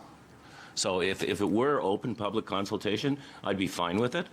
But this is not public consultation. This is going out and telling the public. So anybody who thinks that this is, public consultation, they might want to think about what their definition of public consultation is, because that's not how we do business in Mississauga as far as public consultation. So, but having said that, I do think we need to work something out that's reasonable. I'd even be willing to look at weighted votes. What I do know is that all of my taxpayers, not one of them has an appetite for any more politicians here, even if they're from Brampton or Caledon or Mississauga. They have no appetite for it whatsoever. So I don't think we need to do this. I can't call it public consultation. I don't think we need to go out and tell the public what we're going to do to them. I just think it's a complete waste of time. I'd rather have us all get locked in a room with Patrick and beat each other up until we get a solution and then unlock the door. I'd much rather that. Thank you. So I'll be supporting Councillor Parrish. Thank you, Councillor Tovey. Councillor Shaughnessy. Thank you very much, Madam Chair. It's interesting to sit back here and listen to the rest of council. I hear Mississauga says they don't need any more councillors. I hear Brampton saying they need more councillors to have fair representation. And I hear Caledon saying we don't need any more councillors, but we need the ones on the floor. So what I'm actually hearing is the only ones we really need to replace and put into place are Brampton councillors. Put them into place. Put them into place. No, we won't replace you, okay? So we need to put into place. So we've all figured out what we need. No more councillors, Mississauga. More councillors, Brampton. No more councillors or no less councillors in Caledon. Problem solved. Let's give Brampton the councillors that they need. What I also heard here, which disturbs me, because anybody who knows me well knows I'm a big advocate of community and public consultation. And I think it's a really important process. And when I heard some Mississauga councillors say it doesn't matter what I hear from the public, I'm going to be voting a certain way when I come back to Mississauga. That to me represents closed mind. Every time I walk into this council as a councillor, I may have a perspective, but you influence me around the room, and sometimes I change my mind. That's what this is all about. We have to hear it from all sides. We can't just stay focused on the one aspect. So I'm hoping that council moves forward with a public process. It may not be the perfect public process, but it is nonetheless the public process that we have to date. We talk about population and represent by population. We can't do that in Caledon. We're huge. Geographically, we're huge. We need that. We need to keep what we have. We can't let it go. But what has made Caledon really special here at Regional Council is that we've had to work with Mississauga. We have worked with Brampton. Because we have only a handful of councillors, we can never go it alone. Mississauga has been lucky that they've been able to go it alone. We've had to work with everybody, and I think that's what makes Caledon so great, is that we are willing to work with Brampton, we are willing to work with Mississauga. So my husband says, Barb, you repeat yourself, so I'll stop right there. I'm just saying we need to support fair representation, whether it's by population or whether it's by area. And we need to move forward with the public process. Thank you very much. Okay, thank you. Councillor Shaughnessy. Councillor Gibson.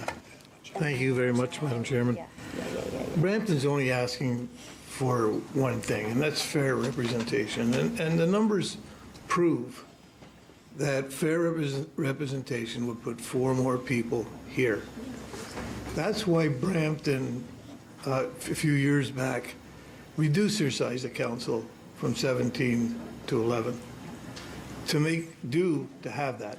The Justice Adams report was right on. Unfortunately, the government wouldn't support it. We all know the politics that went into that. I hear council members from Mississauga say they don't want to rejiggle their boundaries. Well, neither do we. And in Brampton. And I've looked at your boundaries, and I got to tell you, they're not perfect. Ours are about as perfect as you can get for the time being, but they're not going to be perfect forever either. I've also heard another council member say they don't want to change the size of their council. Well, neither do we at Brampton. But we have an inadequacy here. It's here that is the problem. And, you know, the only fair way to make this work for Brampton would be, and Mississauga, I guess, would be if Caledon lost 4 council members. But that isn't realistic, unfortunately. You can't have one person from Caledon here. That just doesn't work. The triple majority doesn't work. Honestly, if I'm being honest here, Caledon's got to look at their size of council. They have to. And Coastal Lakes just did it. They just reduced the size of their whole council to get back to where they really should be. And I suggest that you guys in Caledon have got to go back to your town councilors and do the same thing. Mayor Jeffrey said it right. It just does not make sense of the number of people we have here. Mississauga had more council members here when they were less than the population of Brampton right now. So where's the fairness in all this for? So we have to find a way that 4 members of Brampton Council get around this table to make it fair. And it's long overdue. Nobody can say, especially the Mississauga councillors, that it's not overdue. And I've heard you say it is overdue. But we've got to find a better solution to what we're doing because it's not working. And to say we'll give you 2. Well, think about what that does to Brampton now. We've got go take a look at our ward boundaries of what we did. It took us a long time to get to what we got. We had to reduce from 17 to 11 to get to what we have. And take a look at, you're asking for us now to change our boundaries back in Brampton. After we went through that long process and a very painful, putting ourselves against each other. Not too many municipalities will do that. We're putting ourselves against each other to run the next election because we knew it was a fair thing to do. And now you're saying to us, well, we'll give you 2, go change your wards again. Go change what you've got in Brampton. Well, we pretty much think what we've got right now is pretty good in Brampton. It's not going to last forever. But as Brampton grows to be 900, probably 1 million people, and Mississauga the same, we're going to have another issue around this table that we're going to have to start thinking about then, too. Because I don't want to see 50 people around this table either.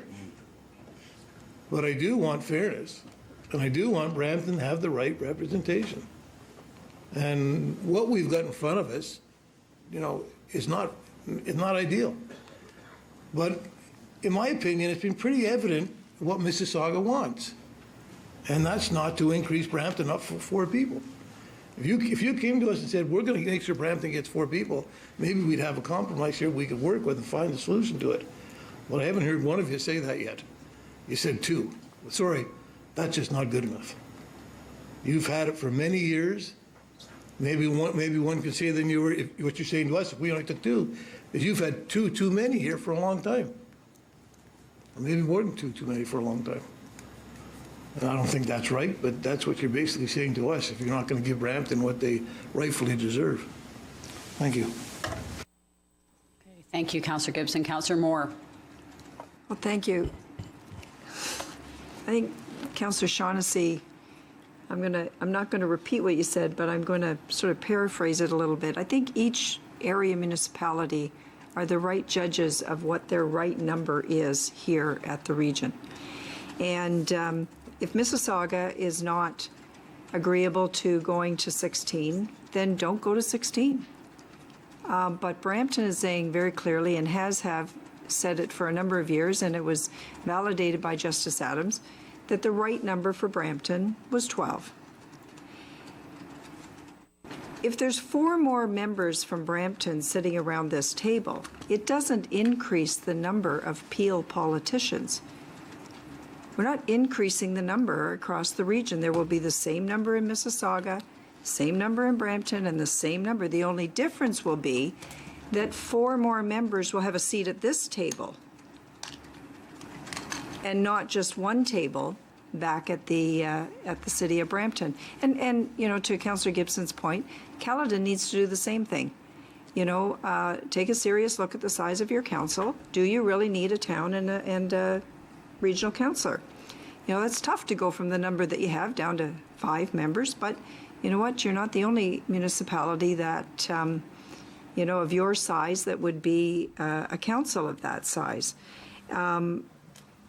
I do think there's ways of having our 4 members, our 4 returning, or our 4 members city council that stay back at home every Thursday through a weighted voting system. They do it at the Conservation Authority based on the sizes of their municipalities. But based on workload, there should be, our 4 city councillors should be sitting here. I think what's at the root of all of this and why everybody doesn't want to move off, and we do some bartering over who's going to give up a seat and take a seat and so on, is the fact that Mississauga believes, based on their population, that they should have the balance of power at this table. And to my point of the weighted voting, there is a way of balancing that. And also, having sat here for a number of years, I don't see that there's that many issues where exercising a weighted voting system would have to be exercised on any particular vote. Because for the most part, we agree on most items around this table. So I am going to support not moving forward with a public meeting on this, because I think I agree, it's a complete and total utter waste of time. Mississauga does not and will not ever agree to 16 members. So why are we taking that out to the public? I like your analogy, Councillor Tovey. What color of blue car do you want? You know, we're faced with those kinds of decisions. We accuse other levels of government of foisting those kinds of decisions on us. And I do think it's not really authentic to go out to the public and ask them that in a public. But let's take them with something that really does represent the kind of fairness. And the fairness is the workload that the Brampton councillors have, our representation here at the table, understanding that Mississauga has, you know, the balance or the highest number of population. And so work out a weighted voting system that may change on, you know, once, maybe even twice until Brampton's population catches up. But, you know, we've fought about this for way too long. And, you know, the one councillor from Caledon and one from Mississauga, and, you know, that bartering doesn't work. Justice Adams got it right. And I think if we can make Justice Adams' recommendations work through introducing other safeguards for Mississauga that they feel comfortable and confident with, then I think that that's what we should be doing. But I'm done. Thank you. Okay, thank you, Councillor Moore. Mayor Jeffrey? I'm sorry to get back on the board, but I just feel like I need to jump in. If this was easy, this would have been done a long, long time ago. And I sat through some really, and Mayor Thompson and I sat through some very painful meetings. I know he's been quiet today. We really did try to find a solution. It was extremely difficult, and they were long meetings, and I came away feeling it was time I could never get back. I tried to be as reasonable as I possibly could, but I'm not here to be reasonable. I'm here to represent Brampton. So that's all of our challenge. So I realize it doesn't necessarily go together, but in our case, we've been disadvantaged for a long, long time. And Councillor Gibson is exactly right. Justice Adams, and Councillor Moore spoke about it, Justice Adams got the report right. And the first time I read it, I didn't expect it to come back reasonable, but it was reasonable. And it was fair, and it was someone who was thinking long-term about where Peel is going and expected the growth that's coming. This is really important. I wish it was easy. I wish it was black and white. Today, all we're talking about is whether we're going to have a public meeting. I'm a big fan of public meetings. I want the public to participate. I want them to understand, and the majority of them don't understand what impact this has. I get it, but it does have a big impact. And I and my council have been coming here trying to do the work of all of our council with 2/3 of it here and 1/3 of it still at home. Census data is going to decide what we do in the future. I get it. The next time we'll have that opportunity. And certainly I want to thank the chair, Chair Dale, for in our conversations with regards to the facilitation with the mediator, he made the offer to help split the costs with municipalities who had to change their boundaries. I think you were hoping I would forget that offer. I just wanted to make sure everybody knew it was on the table. Yeah. No, you did it. You did it generously, and those costs would be shared. So I'm in favor of a public meeting. I think that Brampton has been disserved by Bill 186. There was a report that should have been taken in its entirety and not things cherry-picked through it. We know why it was. It was a political decision at the time. It was wrong for Brampton then. It's wrong for Brampton now. We are not fairly served, and we deserve more representation around this table. So I will support a public meeting, but I certainly believe that this council ideally would get its act together and support Brampton in its desire to be a fair partner around this table. We deserve no less. It's really important. And this triple majority is strangling us when I think most people around this table are pretty reasonable. Thank you, Chair.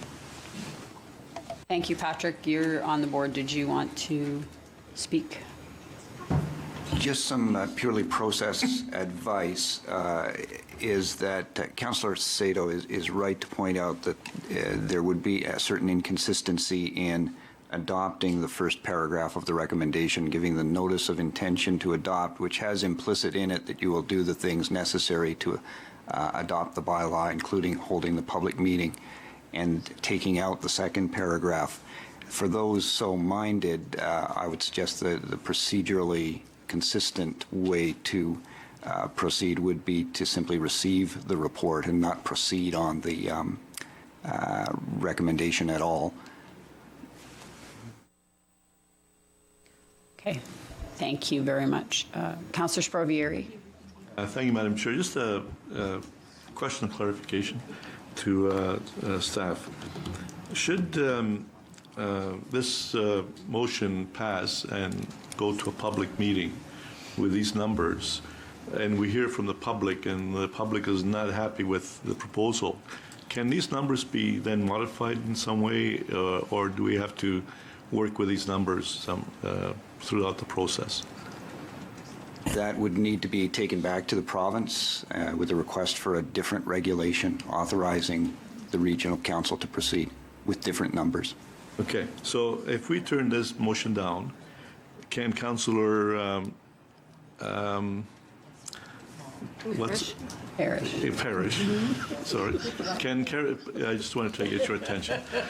Can she then propose a new motion to look at some other solution?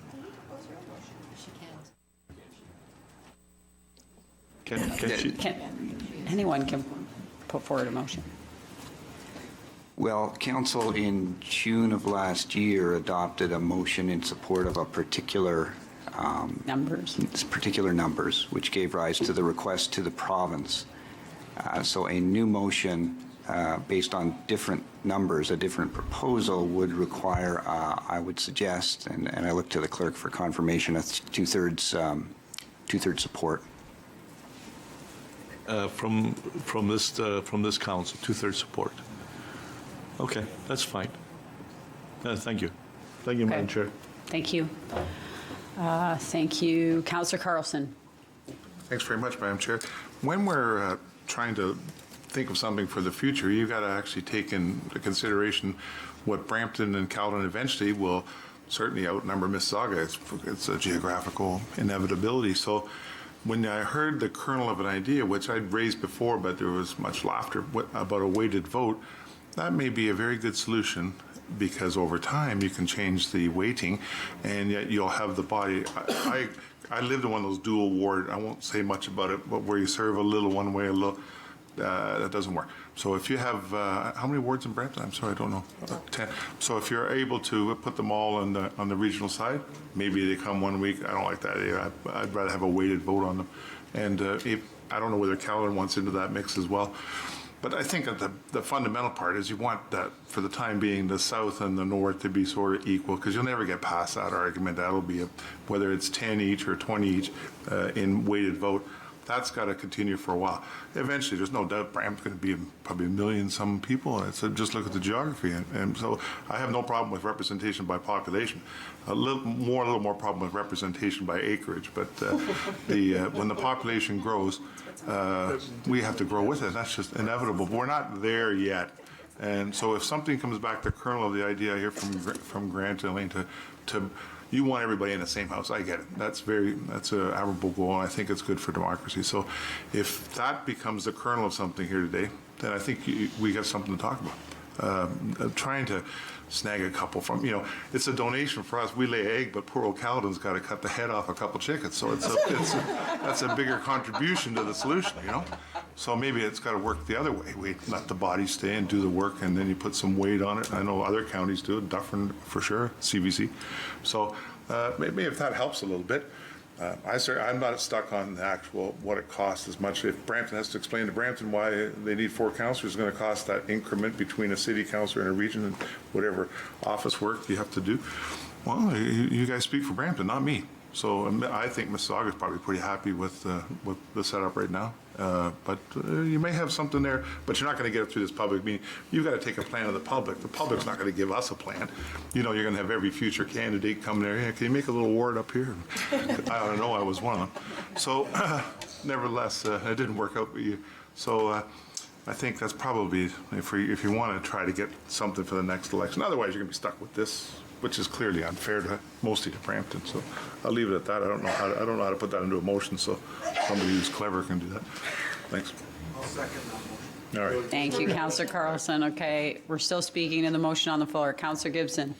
Thank you, Madam Chair. It's pretty obvious that Mississauga, it's pretty obvious from the beginning Mississauga wasn't going to support this, and they said that. Question to Patrick, what happens if this gets put down today? What happens to the process going forward with this whole thing? It's for practical purposes, it's at an end if you make that decision, unless and until you bring forward a new proposal. So to the Brampton and Caledon councillors, unless we can come up with something today, and we all know that at the end of the day, Mississauga is not going to agree. And they've told us that. Unless we can come up with something today to say this is enough, and I agree with some of the council members that said it's kind of crazy going to a public meeting, at least for Mississauga. Maybe not so much in Brampton and Caledon because this is what we want. Unless we can come up with a process today to say we're in a disagreement. We're not going to come to an agreement here today. Forward it to the province of Ontario. That's the only solution. Otherwise, for us at Brampton and Caledon, if we turn this down, then it just kind of dies. So I hope those council members that don't want to vote this realize that. It dies here. And I don't think we can let it die here. We've got to, I don't know, to Mississauga, have you officially said at your council that you disagree? Okay. Because that was one of the processes that we needed to happen, right?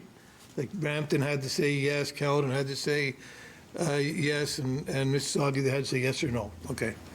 So that's done. So Patrick, help us out, find a way to put this in the province's hand, because in my view, that's where it's going to have to. I said this 2 years ago, and that's where it's going to be anyway at the end. I don't think any of us, don't take a brain surgeon to figure out Mississauga wasn't going to support this. So help us get the process going forward without killing it. Well, in simple terms, we could prepare a resolution for you to ask the province to legislate on the matter. But such a resolution without a council position on what the outcome should be would be a simple request to the province. Well, Brampton's got its position. I'm not sure what Caledon's position is. I think status quo is probably their position, and Mississauga's got theirs. It's pretty evident that we're not I mean, I've heard a lot of nice talk, but I haven't heard any solutions to it. So I think we got to come out of something today that says we can't agree, and get the province to say, step in, do something. That's, we can prove at Brampton that fair representation would be putting 4 more of ours. It'll be up to Caledon to prove that they deserve to have 4 here, and Mississauga to prove that they want to stay the same. Well, that's not hard for Mississauga to prove, but thank you. Okay, thank you. Mayor Thompson. I would like to ask Mr. O'Connor a question. And this is something I wish that was had if Mississauga didn't want to add the seats, but take it as weighted votes. Can we amend the motion to allow that to stand as such, that if they don't want it as added seats, to have it as weighted votes? Because most of the municipalities across Ontario are that way. You know, it's representation by areas in the Municipal Act. It's not representation by pop. Representation by pop, like you look at municipalities over 150,000, that's how it's being considered. There's only 11 out of the 440 that are over 150,000 people. You know, we're sitting at 70, 75,000 is where we're sitting, and when we get to 84.4 to our official plan, we're supposed to relook at our seat representation. That's where we're going. So that'll be this next term of council for sure. But I'm just asking going forward, and I think Councillor Carlson made it, is right on that.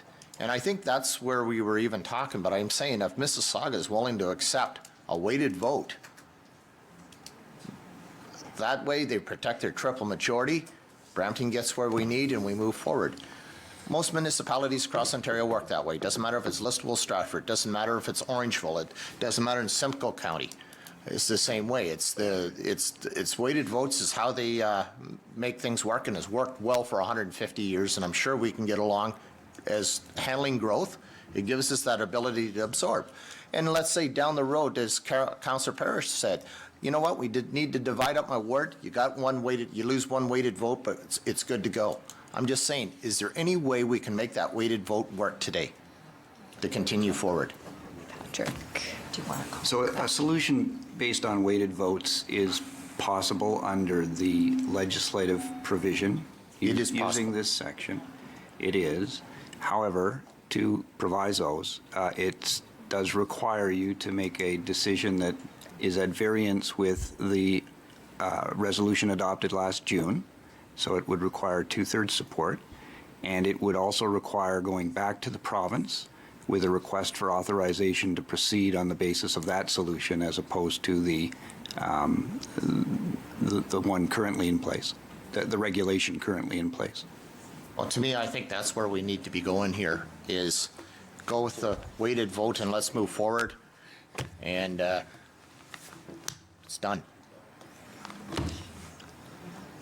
And so for clarification, Patrick, this cannot be amended here today in terms of what is before, the numbers that are before you. It would have to be another whole process.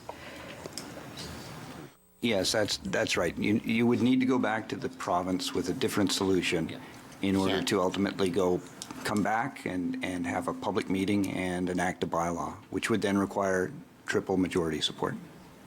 Okay, thank you. Mayor Thompson, anything further? No. Okay, Chair Dale, you're on the board. Okay, thanks. Well, it's always a healthy debate when it comes to governance.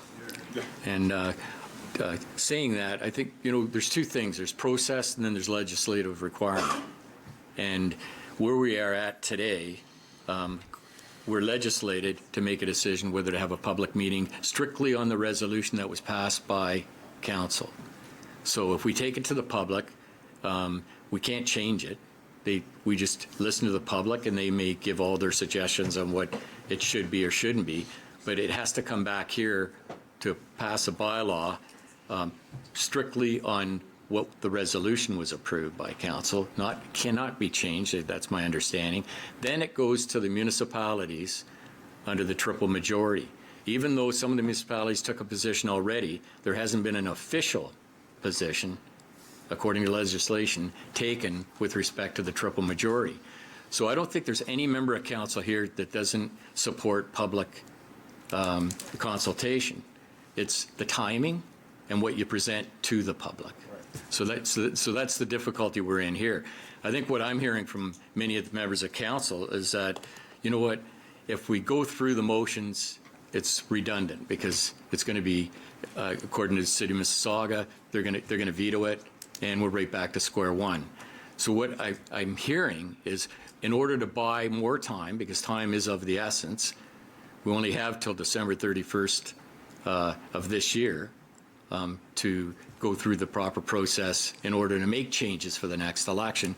So what I'm hearing is that there may still be an opportunity that if today it was not supported to hold the public meeting, no one's saying they're opposed to public meeting, but it would give some ample time to come back with another solution that may be amenable to council to make a change. And that's pretty much how I'm summarizing. So basically there's process and then there's legislative requirements, like I said, of what we must do in order to make a change to the composition of council. So I don't know if that helps anyone, but that's how I summarize it. Okay. Thank you, Chair Dale. Councillor Tovey.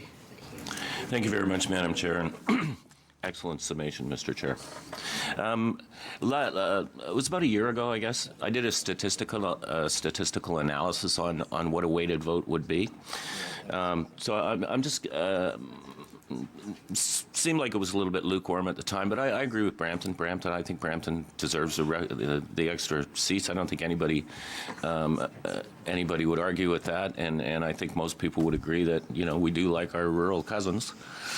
And they do have an extremely large area, and they are not only our breadbasket, but in a lot of ways they're our future tax base. So, but Mississauga has absolutely no appetite for any additional councillors, nor does our public. And if we were to come out with this kind of this sort of a public meeting, then really they would think we were being completely insincere, and they'd get very, very upset with us.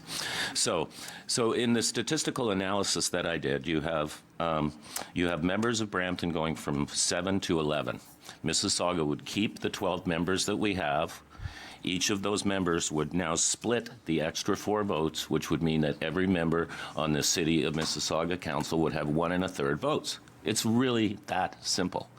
That gets Brampton what they want, preserves Caledon votes, and Mississauga now has, in effect, there's 16 votes. Now, I talked to a few people about this about a year ago, but I would like us to be able to come up with a Maiden Peel solution. That's another reason I'm not supporting this, and I don't think we've had a dialogue as a council, but I would seriously like us to look at this. I've spoken to staff, and I said, how hard would it be to implement a weighted vote? Well, it would be really simple. You would push a button, and everybody from Mississauga that had a button, it would automatically tally up 1 1/3 votes. It's not a big deal. So to me, and it has been for well over a year, that seems to me to be the most logical solution. So I just want to throw it out there. I think it's time we looked at it. Thank you. Thank you, Councillor Tovey. Mayor Crombie, third time on. Unfortunately, it's not that simple, Jim, and the committee did look at it and dismissed it in favor of this proposal. Well, we had our proposal, Brampton had their proposal. I hear that there's a sentiment towards moving towards weighted vote. I am not willing to do anything on the fly. I want to report, I want to understand, I want to have a discussion. I am not going to move a motion that we accept that here today. I'm not in favor of that at all. But if we defeat this, which I think we will, we can reconvene the committee. We can go back to the province and we can start talking about what that would look like, and we can do it in a compressed amount of time. Now, the caveat would be it would have to right the wrong that is the overrepresentation in Caledon as well. If you're going to move to weighted vote rep by population, it has to affect all 3 municipalities, not just one. And that would have to go on the floor as well. Yes, it does. Yes, it does. That's fairness. That's called representation by population. That's what's fair here. So it would have to affect all of us. Sorry. And we would be moving, and there was something I was thinking about earlier as well, something we now do in Mississauga, which is a recorded vote, and we should be thinking about implementing a recorded vote here at the region in any case, whether we adopt weighted votes or not. We should be tallying our votes in a recorded way each time we vote, not just when someone calls out for a recorded vote. Thank you. Okay, thank you, Mayor Crombie. Councillor Innes. I think that we're all getting a little bit lost in the weeds and having the actual full debate about what our individual municipalities want. We all know what our individual municipalities want. We've all been very clear, both here and at our area municipalities. That's not what we're discussing today. What we're discussing is whether or not we should be going to the public meeting, which is a legislative requirement that has been provided to us so that the process can be completed. I think we all want the process to be completed. At the end of the day, I think we've all said that the province is going to have to step in at some point because we cannot agree. You think that you're going to go back and find a solution? This has been going on since 2004. We are not going to find a solution that we are all going to agree upon. I'm sorry. I'm the first to say that we're all willing to compromise and that we're all willing to give and take. But the reality is, this has been going on for a long time. So let's move on with the process that's before us. I know that this is not the position that some of these councillors want to take to their public. As the councillor for Wards 3, 4 in Caledon, I can tell you there was a recent public meeting where there was a position by this regional council that I did not want to defend to my residents because I did not agree with it. But it was the position of this council and it went to the public meeting because you have to have a position at those public meetings. So yes, is it a car? What color is it? That's fine. I get that analogy, but we don't always agree to it. So that you have to have a position. Let's move forward with the process. The runway is running out, Mayor Crombie. We do not have enough time to come to a solution. If we haven't come to a solution since 2004, the people around this table are not going to come to a solution. Let's move forward. We're talking about a public process. We're talking about public input. And I, for one, as a councillor, am not going to stop a public process. I cannot supporting stopping a public process. Okay, thank you, Councillor Ennis. Councillor Moore. Okay, I was just seeking clarification from, so what's on the floor is a referral. No, what's on the motion? Oh, what's on? No. No public meeting is on the floor. Oh, no public meeting. So we could achieve that by simply receiving the report. So we'll move receipt of the report. Can we not give direction to staff to prepare? Sorry? We have a motion. Clarification, point of order. So the motion on the floor is to not support the public. Okay, but all we have to do is receive the recommendations and then no action is taken. If we move receipt of the recommendations, but ask staff for our next meeting to prepare a motion of reconsideration for our consideration and a motion of, that speaks to a scenario of increasing Brampton to 12, or to, sorry, nice try, to 11, with a weighted voting scenario or provision in it, at least for us to consider. My problem is, sending this out to the public is just, I agree, it's just a waste of time. I understand we passed the resolution. I understand that. I understand there's a process that follows from all of that. But really, we know what the outcome is going to be. So I don't know why we're going through that exercise. But I do think that, given the conversation that's here today, that there is a way to find our way as a councillor to bring this conversation to an end. It may require some negotiating on what that weighted value looks like for each of the municipalities, and I'm already hearing a bit of push and pushback between the weighted vote on the Caledon piece, but that is something that needs to be considered. I think there's more than one scenario on what a weighted value voting looks like, and I think that if they are assembled and put before us, we can hopefully move towards making a decision. Thank you, Councillor Moore. Just for clarification to Catherine, I believe the motion on the floor is to not support the public meeting. So if that's the motion on the floor, in order to change that, would the mover have to rescind the motion? Yes. Yes or no? How about we do it this way? As the mover of the motion, I'm going to move receipt of the report. That kills it. It goes no further. Okay, that's different than the motion. No, it doesn't kill it. No, she's changing. So I'm withdrawing my original ramblings. Due to better education over the last hour, I am moving receipt, which I understand through Patrick and everyone else will make the public meeting go away. I would also like to comment that this frenzy around the table about weighted votes, never heard of it before, don't want to get involved, don't want people to walk out of here thinking that this is what we're doing. I don't want it to go to staff. It's really not up to staff to decide on a political decision that's up to politicians to make. And the old committee with CEOs and mayors obviously didn't do it. So I think you need a new committee if we're going to try to do it by 2018. Put a couple of counselors on from each of the 3 municipalities, go back in a room, lock the door, and come out with a plan. Now, weighted votes might be what they come out with. Not on my watch, they won't. George had a brain fart, and we got I don't know why you do that, George. Anyway, the point is, I am changing my motion. I'm withdrawing what I said at the beginning because it didn't make sense, obviously. I am saying we receive this report, which means there will be no public meeting. And if we want to after that, we should get a bunch of politicians in a room, lock the door, give them water and bread, and make them come out with a plan. It's our last chance. If you send it to the province, be careful what you wish for. Okay. Okay. Point of order. So for point of order, Point of to order. Catherine, Yes, point of order. Does the it? motion would have to be withdrawn, correct? Correct. Because the motion on the floor is not to receive.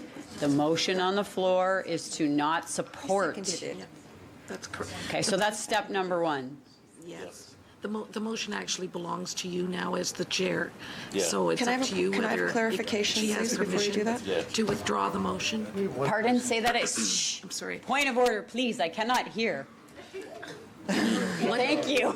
Once the motion is on the floor and has been seconded, the motion actually belongs to the chair, and only with your permission can you give it back to the mover to withdraw it technically. Yeah. The motion to not have the public meeting is an action motion, which is a proper motion to stop the process. Receiving it technically I don't want to, I'm not contradicting Patrick, I'm just putting a different perspective out there. Receiving it does leave it open as opposed to saying no public meeting, which does resolve the issue. Leave the motion. Oh my gosh. Okay. So you've withdrawn your withdrawal. She has. So, okay, so the motion stands on the floor as it is for no public meeting. Correct. That's all I wanted to ask as well. Mayor Crombie, this is the 4th time you're on the board. Are you It was only speaking to to ask the for- motion? It was only to ask for the point of order whether or not the public meeting is clearly dead, and it clearly is not if we receive it. So I want the motion to go forward. Okay, Councillor Carlson, are you speaking to the motion? Well, in a roundabout way. This is the second time you're on the board. Are you speaking to the motion? I am speaking to the motion, and other people get away with worse than me. Yes. I think there's nothing like the gallows getting assembled to focus the mind of the prisoner. What we're listening to here today are the gallows of the future of electoral representation. And so maybe there are some ideas before we send it to the province, and God knows we get something back that we don't even recognize. If there's a possibility that some weighted vote might help us out of a situation, I think we should look at it once, and we're always free to go to the province for help. Somebody called. So that's why I suggested that. And by the way, it's the second time I suggested. The first time I got laughed at. This time I didn't. So if there's any merit in it, then we should look at that. And I think it's a good thing to stop this now, of course. And I will speak to the motion. We should vote. We should Patrick, to Councillor Carlson's point now and before and discussion around, so process-wise, this motion is defeated. There is then an opportunity for a motion to be put forward that this goes back to the committee to look at other options that would then be sent to the province, correct? Part of the motion. Or there has to be 2/3, it would have to come back here for a 2/3 to open it up. When you say this motion is defeated, would it then be... For the public meeting. For the public meeting. What I'm somewhat confused about is, would it be council's intention to adopt the first paragraph of the recommendation? No. Because No. If council is not inclined to adopt the recommendation, then let me play it through. Just be patient. Council adopted a resolution last June that instructed the clerk to come back once a regulation had been made by the province and to make a recommendation related to the date that a statutory public meeting would occur. And that is what has now happened through this report. So the reason I suggested a receipt as a solution earlier would be, in my mind, and again, I don't want to be at odds with the clerk, but in my mind, that would be staff having discharged their duty to come forward to propose a date, and council having chosen simply to receive that. Staff, I think, would then draw the conclusion that council is not prepared to proceed with a public meeting. And in my view, that would dispose of the matter. I've already expressed my concern about simply excising from this recommendation the instruction to proceed with a public meeting because of the inconsistency. So with those observations, and I am not trying to muddy the waters, but to my mind, if you wish to proceed, you can give notice of your intention to adopt the bylaw and proceed to a public meeting. Or if you don't wish to proceed, you can simply do nothing. Or you can receive the report and take no action on it. Okay, thank you. Councillor Starr. CGUMH. Call the vote. Call the question, live green. Okay, so can we get the, oh no, we don't need the motion up on this. David is. Okay. All those in favor of not holding a public meeting, please rise. Oh, wait, call the question, folks, first. Oh, you have to call that first. I apologize. Yes. Yeah. All those in favor of calling the question? Any opposed? Okay, it carries. Now to clerks. To the clerk, sorry. So all those in favor of not holding a public meeting, please rise. Councillor Carlson, Mayor Crombie, Councillor Fonseca, Councillor Iannica, Councillor Kovac, Councillor Mahoney, Councillor McFadden, Councillor Moore, Councillor Parrish, Councillor Raz, Councillor Sado, Councillor Sprovieri, Councillor Starr, and Councillor Tovey. All those in favor of holding a public meeting, please rise. Councillor Downey, Councillor Gibson, Councillor Groves, Councillor Innes, Mayor Jeffrey, Councillor Medeiros, Councillor Paleshi, Councillor Shaughnessy, and Mayor Thompson.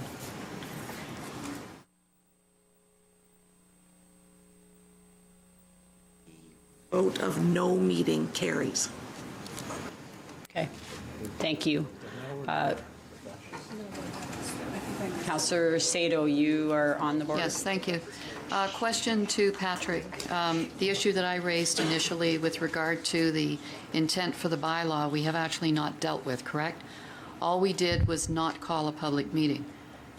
So it would be my feeling that we would need to, and I would put forward a further motion that regional council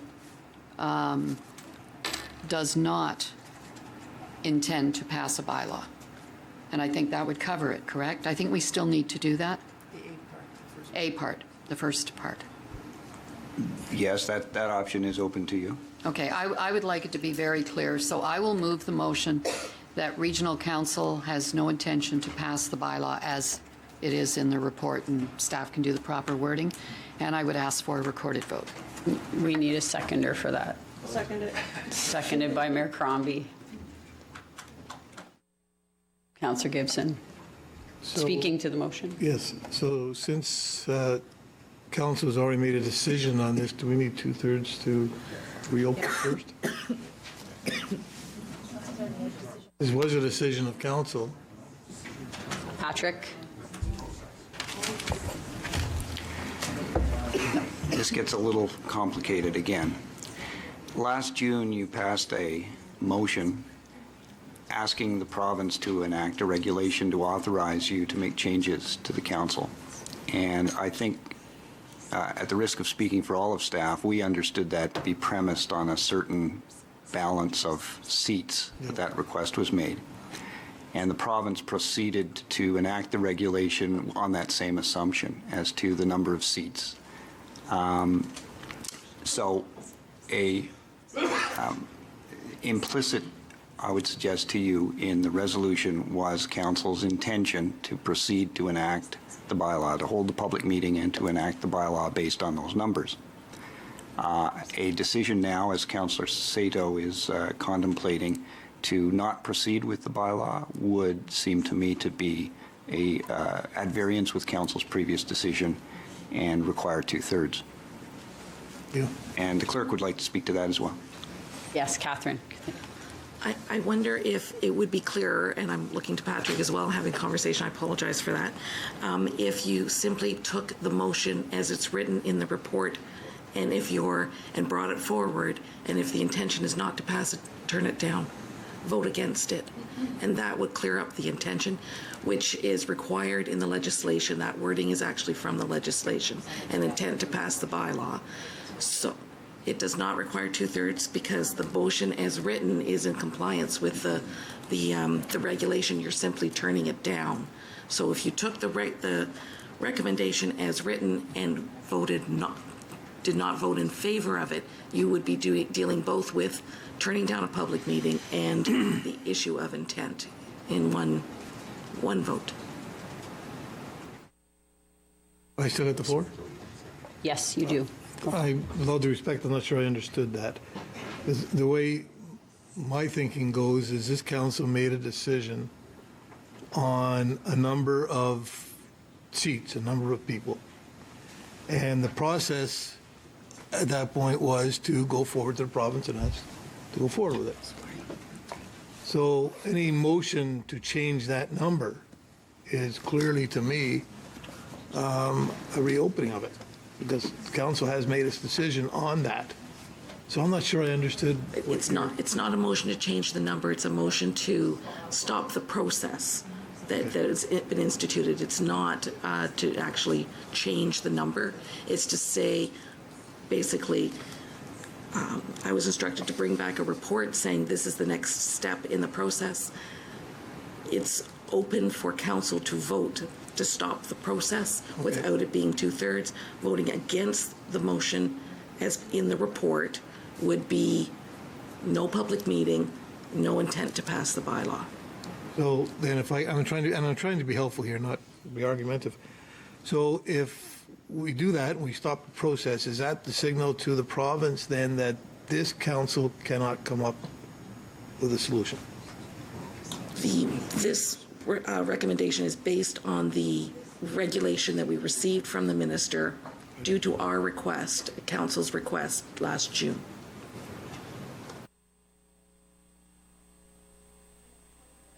Okay. Wasn't that request to actually initiate the process? So now we're voting to stop the process, which is something we've already approved and said that we were going to do, which would then be a contradiction of what.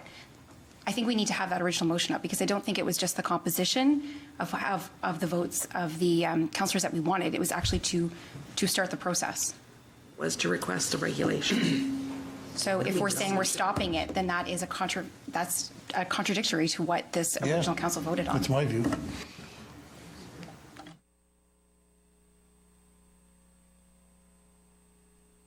So specific or not? It's part of the process. I don't see it as a contrary. It's just the next step. I'll defer to Patrick. I think at the very least there is a room to argue that it is contrary, and I have to respectfully express that view. So for clarification, there would be 2/3 needed to 2/3 to reopen to address Councillor Sato's motion. 2/3 majority would be very clear. A simple majority, less than 2/3, in my view, would have some uncertainty associated with it.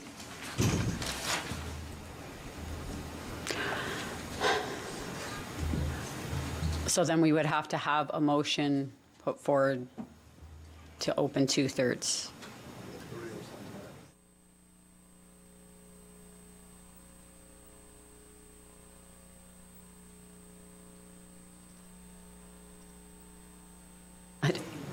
So we have a dispute between So, the clerk yes, and the solicitor. yes.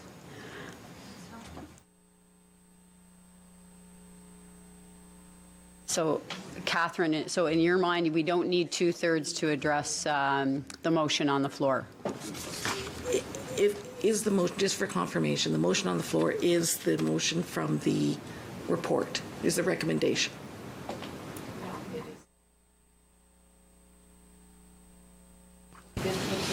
No, we just voted.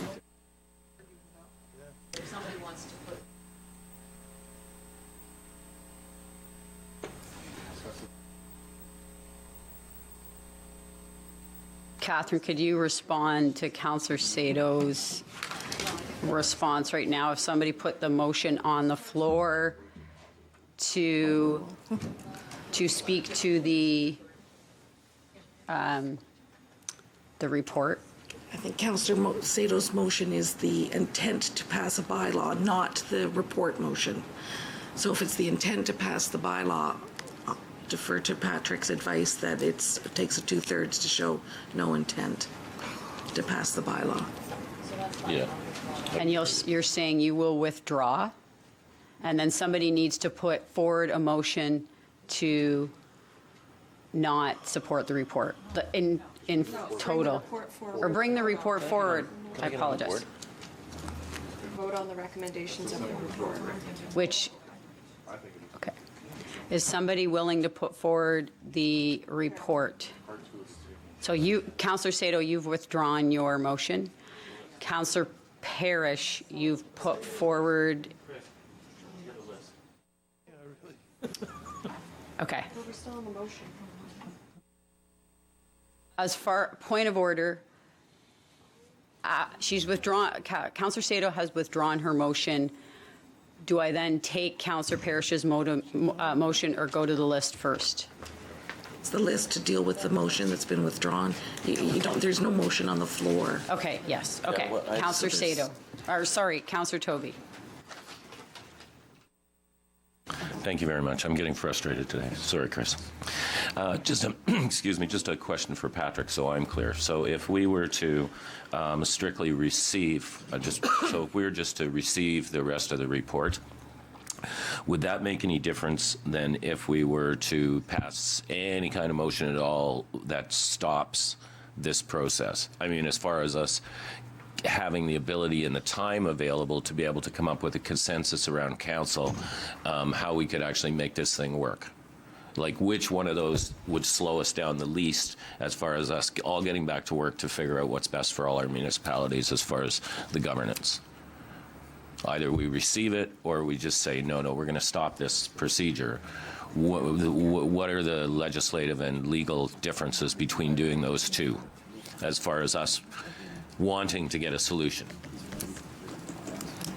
I don't think that either of those courses of action, there's any difference in the timing. You'd need to bring back a different proposal and go through the procedural requirements for the different proposal.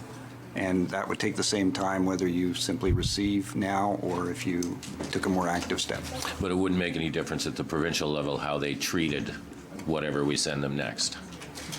Not as legislatively? Not as a legal matter, no. Okay, thank you. Okay. I agree with that. Yes, David, thank you, Councillor Toby. David would like to say something. Through you, Madam Chair, thank you. Staff has presented to Council a recommendation, which is part of a process. Council doesn't need a 2/3 vote to turn down the recommendation in the report. So I would suggest the simplest solution to this, second part, we've already voted on part of this, is simply for Council to vote on the recommendation that's put forward by staff. If Council supports that, then you have an issue because you're supporting an intent, but you've already decided not to go with the process. If you don't support it, then the matter is over. And that leaves it open for council to consider at some other time other options regarding governance. Thank you, David, for the clarification. Okay, Councillor Moore. David, did you suggest just receiving the report? No. You no. suggested bringing the report forward to and vote on it. And voting on Okay, it. and your suggestion was if we voted it down, My suggestion is done. that if it's voted down, then this process is ended. And we start a new one. you can start a new one, and you would, if the recommendation coming forward in the new one is different from the recommendation made in terms of governance structure to the previous decision of council, that would require 2/3 vote in this term of council. Okay, so how is that different from if we just received it? Yeah. It just leaves it open for you to continue with the process with a different scenario. Just receiving it is not as positive as actually taking a vote on it and turning it down. That's all. Okay. Well, I'll bring it forward. Good, you got to get it on the floor. Yes, because yes, otherwise, yes. we can't vote on anything, right? Yes, I understand. So I'll bring it forward and You will bring the Get on. report forward. I'll bring the report forward. A motion to vote on the report. Yes. Councillor Parrish, are you speaking to? No, I'm calling the question. She put it on the floor, I'm calling the question. Did you have a seconder? We need a seconder. I'll second, no. Bonnie's the Seconded seconder by of Mayor the day. Crombie. I'm calling the question. So a motion on the floor, moved by Councillor Moore, seconded by Mayor Crombie. First. Okay, someone to move to call the, no, Councillor. I did. Councillor Parrish moved to call the question, seconded by Councillor Tovey. All in favor? Any opposed? Recorded, yeah. Okay, it carries. Now, moved by Councillor Moore, seconded by Mayor Crombie. Recorded vote, please. A recorded vote to bring the report forward. No. The recommendation. Bring the recommendations forward in the report. To pass the recommendation, that's what the motion is. Yes. So. A recorded vote has been To all called. those who are confused, Mississauga's not voting. It's okay, kids. All those. Sorry, okay. A recorded vote has been called. Over to Catherine. For all those in favor of the recommendation as written in the report, please rise. Councillor Downey, Councillor Gibson, Councillor Groves, Councillor Innes, Mayor Jeffrey, Councillor Medeiros, Councillor Paleshi, Councillor Shaughnessy, and Mayor Thompson.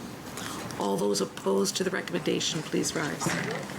Councillor Carlson, Mayor Crombie, Councillor Fonseca, Councillor Ianika, Councillor Kovac, Councillor Mahoney, Councillor McFadden, Councillor Moore, Councillor Parrish, Councillor Raz, Councillor Sado, Councillor Sprovieri, Councillor Starr, Councillor Tovey. Motion fails.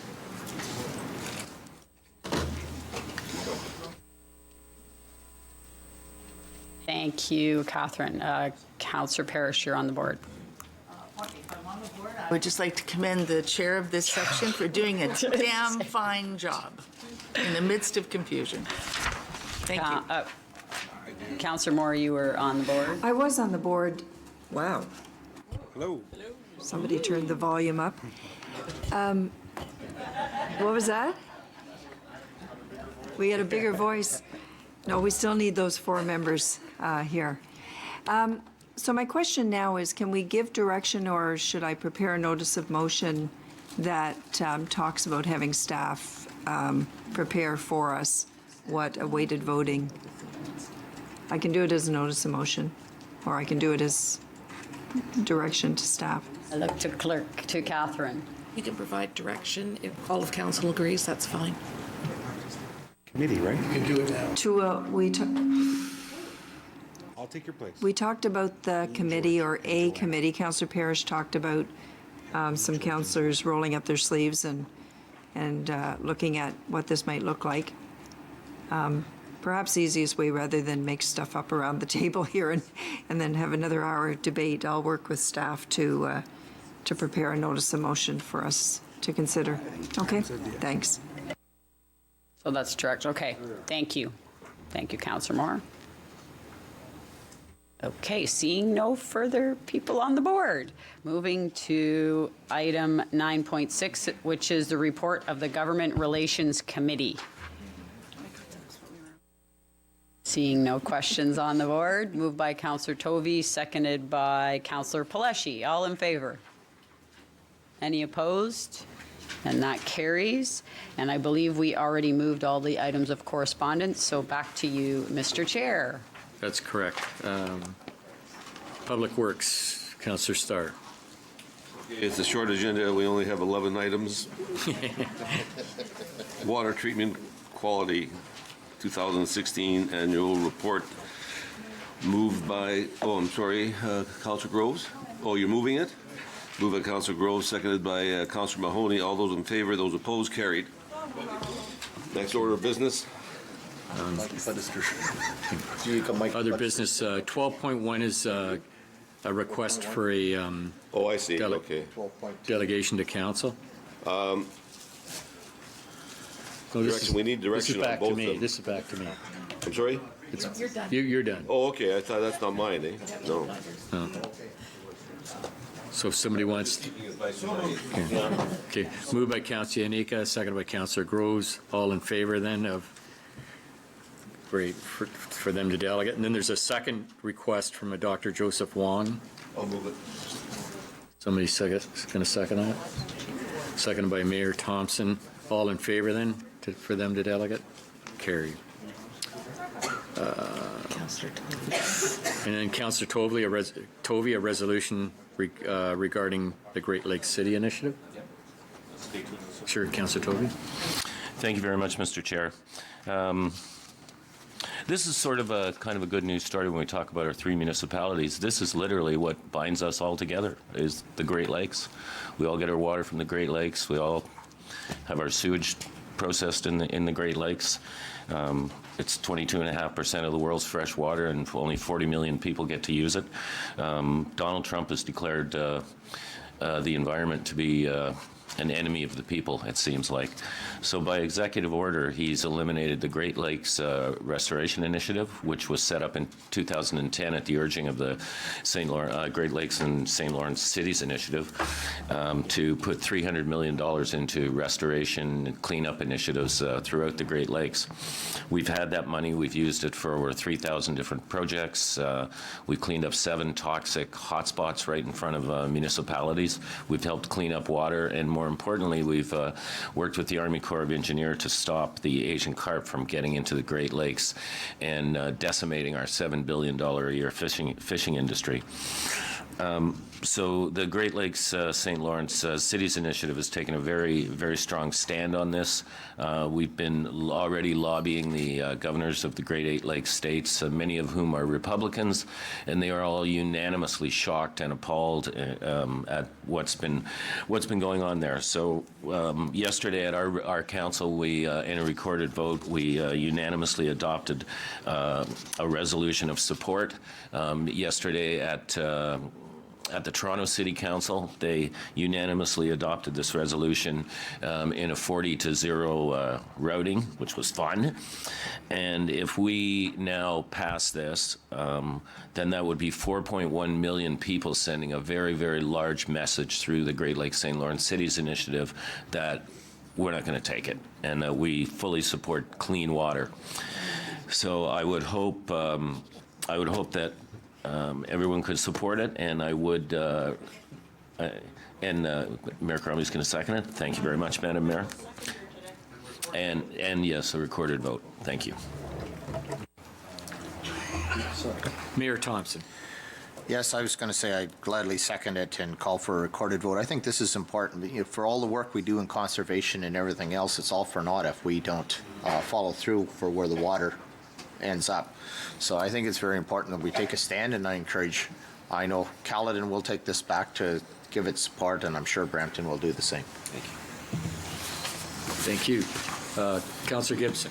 Thank you, Mr. Chair, and good job, Councillor Tovey. This really needs a lot more publicity than it's being given. And I hope that somehow it's getting out and going to get out and filter out through all the people that use the Great Lakes, all the people that live around the Great Lakes, all that thing. You talk about the fishing and all that kind of stuff. There's so much that people don't understand about the devastation that this executive order is going to cause. There really is. It's not publicized as much as what it should be, and it's got to get out. So I don't know what else we can do around here, but we need to help get the word out on this. Thank you very much for bringing it forward. Yeah. Thank you very much. Councillor Parrish. Yes, I don't want Councillor Tovey to take this as an insult, but every time he opens a comment with, I've done some research on this, I always take a deep breath, and I go, here we go. But this is brilliant. I'm delighted you've done it. I said this at our council yesterday. You are a little ferret. You get in there and you get this stuff. And the rest of us read it in the paper and we go, oh, yeah, that's too bad. You dig in, you did it. Just don't abuse the privilege. Of course, I'll support it. Councillor Fonseca. Thank you, through you, Mr. Chair. Yes, congratulations, Councillor Tovey. And as I mentioned at City Council yesterday, this did come up at the Federation of Canadian Municipalities meetings a couple weeks ago. And Councillor Layton sits on the Environment Committee that I sit on. And it was voted unanimously to include under ecosystems and sustainable environmental systems that what's being done at Great Lakes be included. So Federation of Canadian Municipalities support, and we're given an education session on it, but fully support it. And I just think that as we did at council yesterday, we should include that, just to be consistent, that it be sent to AMO and FCM representatives in the motion. Thank you. Councillor Starr. Yeah, I couldn't be happier to third this motion, and I just think that we have to let the message come out right across Canada. So I would suggest that all the other regions be forward the same copy. I don't know what the standard procedure is, Madam Clerk, but so it can be in there. I would think other municipalities, and even right up to the northern ones. I was talking about that yesterday, that it's so important to the fisheries and to all throughout northern Ontario and Manitoba. Already they're starting to put signs up there, Mr. Chair, wash your boats, and the invasive species are here.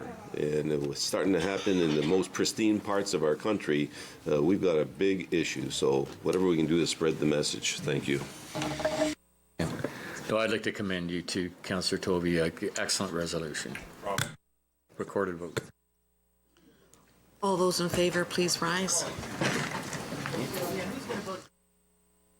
Councillor Carlson, Mayor Crombie, Councillor Downey, Councillor Fonseca, Councillor Gibson, Councillor Groves, Councillor Ionica, Councillor Innes, Councillor Kovac, Councillor Mahoney, Councillor McFadden, Councillor Medeiros, Councillor Moore, Councillor Paleshi, Councillor Parrish, Councillor Raz, Councillor Sato, Councillor Shaughnessy, Councillor Sprovieri, Councillor Starr. Put me down twice. I'll try. Mayor Thompson and Councillor Tovey. It's unanimous.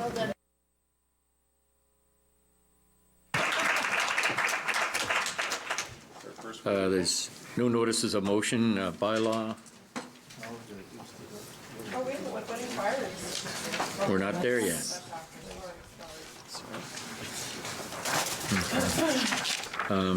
Motion moved by Councillor Mahoney, second by Councillor McFadden, that the bylaw listed on Regional Council agenda, being bylaw 18-2017, be given the required number of readings, taken as read, signed by the regional chair and the regional clerk, and the corporate seal be affixed thereto. All in favor? Opposed, if any? Carried. Now we're at inquiries, but I think there's been enough. Mayor Crombie. Okay, I'll make it quick because I referenced it earlier, but Mississauga has gone to recorded votes in the spirit of transparency and greater accountability. So we just press the button rather than raise our hands, and all votes are recorded. And that way your residents know where you stand on every issue. So I would like to I'd like to ask, provide direction to staff that they look at what Mississauga has done and bring back a little report to us on whether they recommend that we move forward with it here. I think it's the right thing to do, given that we've gone to increased governance with an integrity commissioner and a lobby registry, and I think it's time for recorded votes. And should this council ever move to weighted votes, that would be the only way we could implement it in any case. Thank you. Thank you. We'll take that as direction. Councillor Shaughnessy. Thank you very much. I was thinking that should actually come to our procedural bylaw committee, should it not? Would that not be the better place for it to come to? Hungry already. We have a committee. that lunch today, But if you want to move that, Yes, I think that would be the appropriate thing to do, would be to move it to come to the procedural bylaw committee for review. okay. Can I just have Mayor a point Crombie, of order, please? on a point of order. So there was just direction to staff. I don't want to have to go another step of sending it to a committee and then sending it back here. I'd like staff to look at it and bring it back for discussion here. We're going to have that discussion anyways. I don't know why I want to take it to another committee. No, my direction was to staff. Thank you. Well, I would suggest you take it to staff, bring it back, then you can make a decision whether you want to forward. bypass the committee.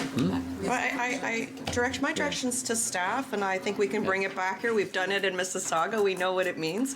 Half the people have accepted it, You so can I then think send it to committee. it's an extended. You're just delaying the research by sending it to another committee. No, I'd like it to come back here for all of us to debate, please. All right. Shall we done? I'm still on the floor, and Yes, I'd you like are. to hear from the clerk on this. Is this not a procedural bylaw situation? It would require a change to the procedure bylaw, so it's going to come to the committee anyway. So it's got to come to the committee anyways? The procedure bylaw committee was struck to review the procedure bylaw, so it would likely be referred back to the procedure bylaw committee. So just refer it now, otherwise it's going to come Yeah, later. refer it now. Otherwise, it's going to come anyway. What's the cost to do this? I just like to know what the cost, what the delay would be if we did it that way. I would just like staff to look at it and bring it back. It's a very simple request. I don't understand why it has to go to another committee. Understand the committee will review it later. How often does this committee meet? What if they don't meet for another 3 months? I'll meet tomorrow. No, just kidding. Call a meeting to look at it.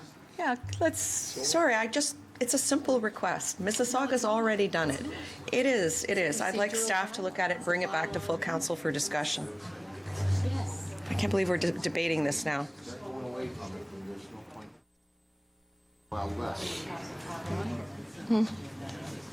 A motion by Shaughnessy. That's just a motion. Okay. We didn't do it. Mayor Crombie, that would have to go as a notice of motion then. It's not requiring anymore. Yeah, it's not an inquiry. Does it have to if it goes to procedural bylaw? Yeah. Yeah, it should. Okay, we'll bring back a motion. Okay. Okay. I'm still on. All right. Okay, quick question. Well, actually, a statement and then a question. I would just like to take the opportunity to thank Nathan Hyde for being here. I know he helped me as a new counselor, and I just want to congratulate him on his move to Erin as the CAO. I wanted to say this because he actually now, we're neighbors, because Ward 1 actually borders on Erin. So congratulations, and I would like to say that anytime you want to know about aggregate, give me a call, and I'll help you out. And then we were wondering who's going to take his place, is actually my question. Or do we know at this point? Or is No. that an in-camera? Well, it hasn't, the decision hasn't finally been made, so Okay. can't really announce it. Okay. Anyways, thank you, Nathan, for your hard work. Councillor Fonseca. Thank you. Through you, Mr. Chair. This is a question, I don't know if it would go to Waste Management or to staff, but I've had a number of residents contact me that they're coming home and their green bins increasingly are knocked over and in the middle of the road. And as a result, they're also damaged. So, I mean, I can follow up with staff offline, but it happened. I had a couple of calls and I referred them to staff, but now it's ongoing, and it seems to be on a number of streets where it's, I'm getting a prevalence of calls. So I did say that I would bring it up. And in particular, it seems to be the green bins, that when they come back, that I don't know if it's the mechanical arm is not placing them. I'm not sure what it is, but they're not just, it's not just from the wind. It seems like they're being knocked over regularly. Send the details of the locations to me and I'll follow up. Okay, thank you. Are we still going? Councillor Gibson. My inquiry, Mr. Chairman, was just on today. We were supposed to have a reception at PAMA today. Is the bus, so to speak, sailed on that? Was it done, or are we still They're supposed to go there? Or? out front, hopefully not idling. No, they're out front. Well, I'm not taking the bus, but so we're still, it's still on? Yeah, it's still on, yeah. Okay. Okay. Councillor Groves. Thank you.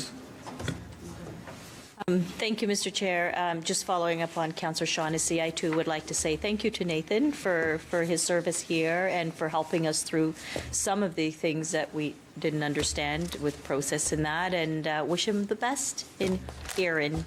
And we are still neighbors because you're just right next door to us. So good luck. Councillor Parrish. Nathan too, and I'd like to thank him on your behalf for pitching in every time you were not able to respond quickly. He did, and you did a great job, Nathan. Thank you very much. Well, on that note, I know I'm saddened to see him leave. Certainly, I think it's an excellent career move for him, and I think it speaks volumes that he's moved into the position of a CAO for the town of Caledon, or sorry, the town of Erin. That's his next step. Sorry, that's his next step. Yeah, that was an Emilism. That was an Emilism. I apologize. Yeah. But no, it was interesting because when Nathan first started in my office, he started on Remembrance Day in 2009. So the first year I said, "Geez, it's your anniversary," and Nathan goes, "How do you know that?" And I said, "Well, how could I forget? You started on Remembrance Day." But there's so much more that I can't forget, and I will always remember, and that's the support that he provided to our office, certainly the dedication and commitment that he not only provided to the residents of Mississauga and the region of Peel, but certainly to both the office of the councillor and the office of the chair. Also, I think one of the things that I'll definitely remember of Nathan is that his loyalty to myself, to the offices, and to the residents of Peel. And the other thing I have to say is that he's a very talented individual, and all of you that have gotten to know him, he's really grown through the organization. He really grew through working with me at the City of Mississauga, and I wish him well, and I know he'll be very successful in any future endeavor that he takes on.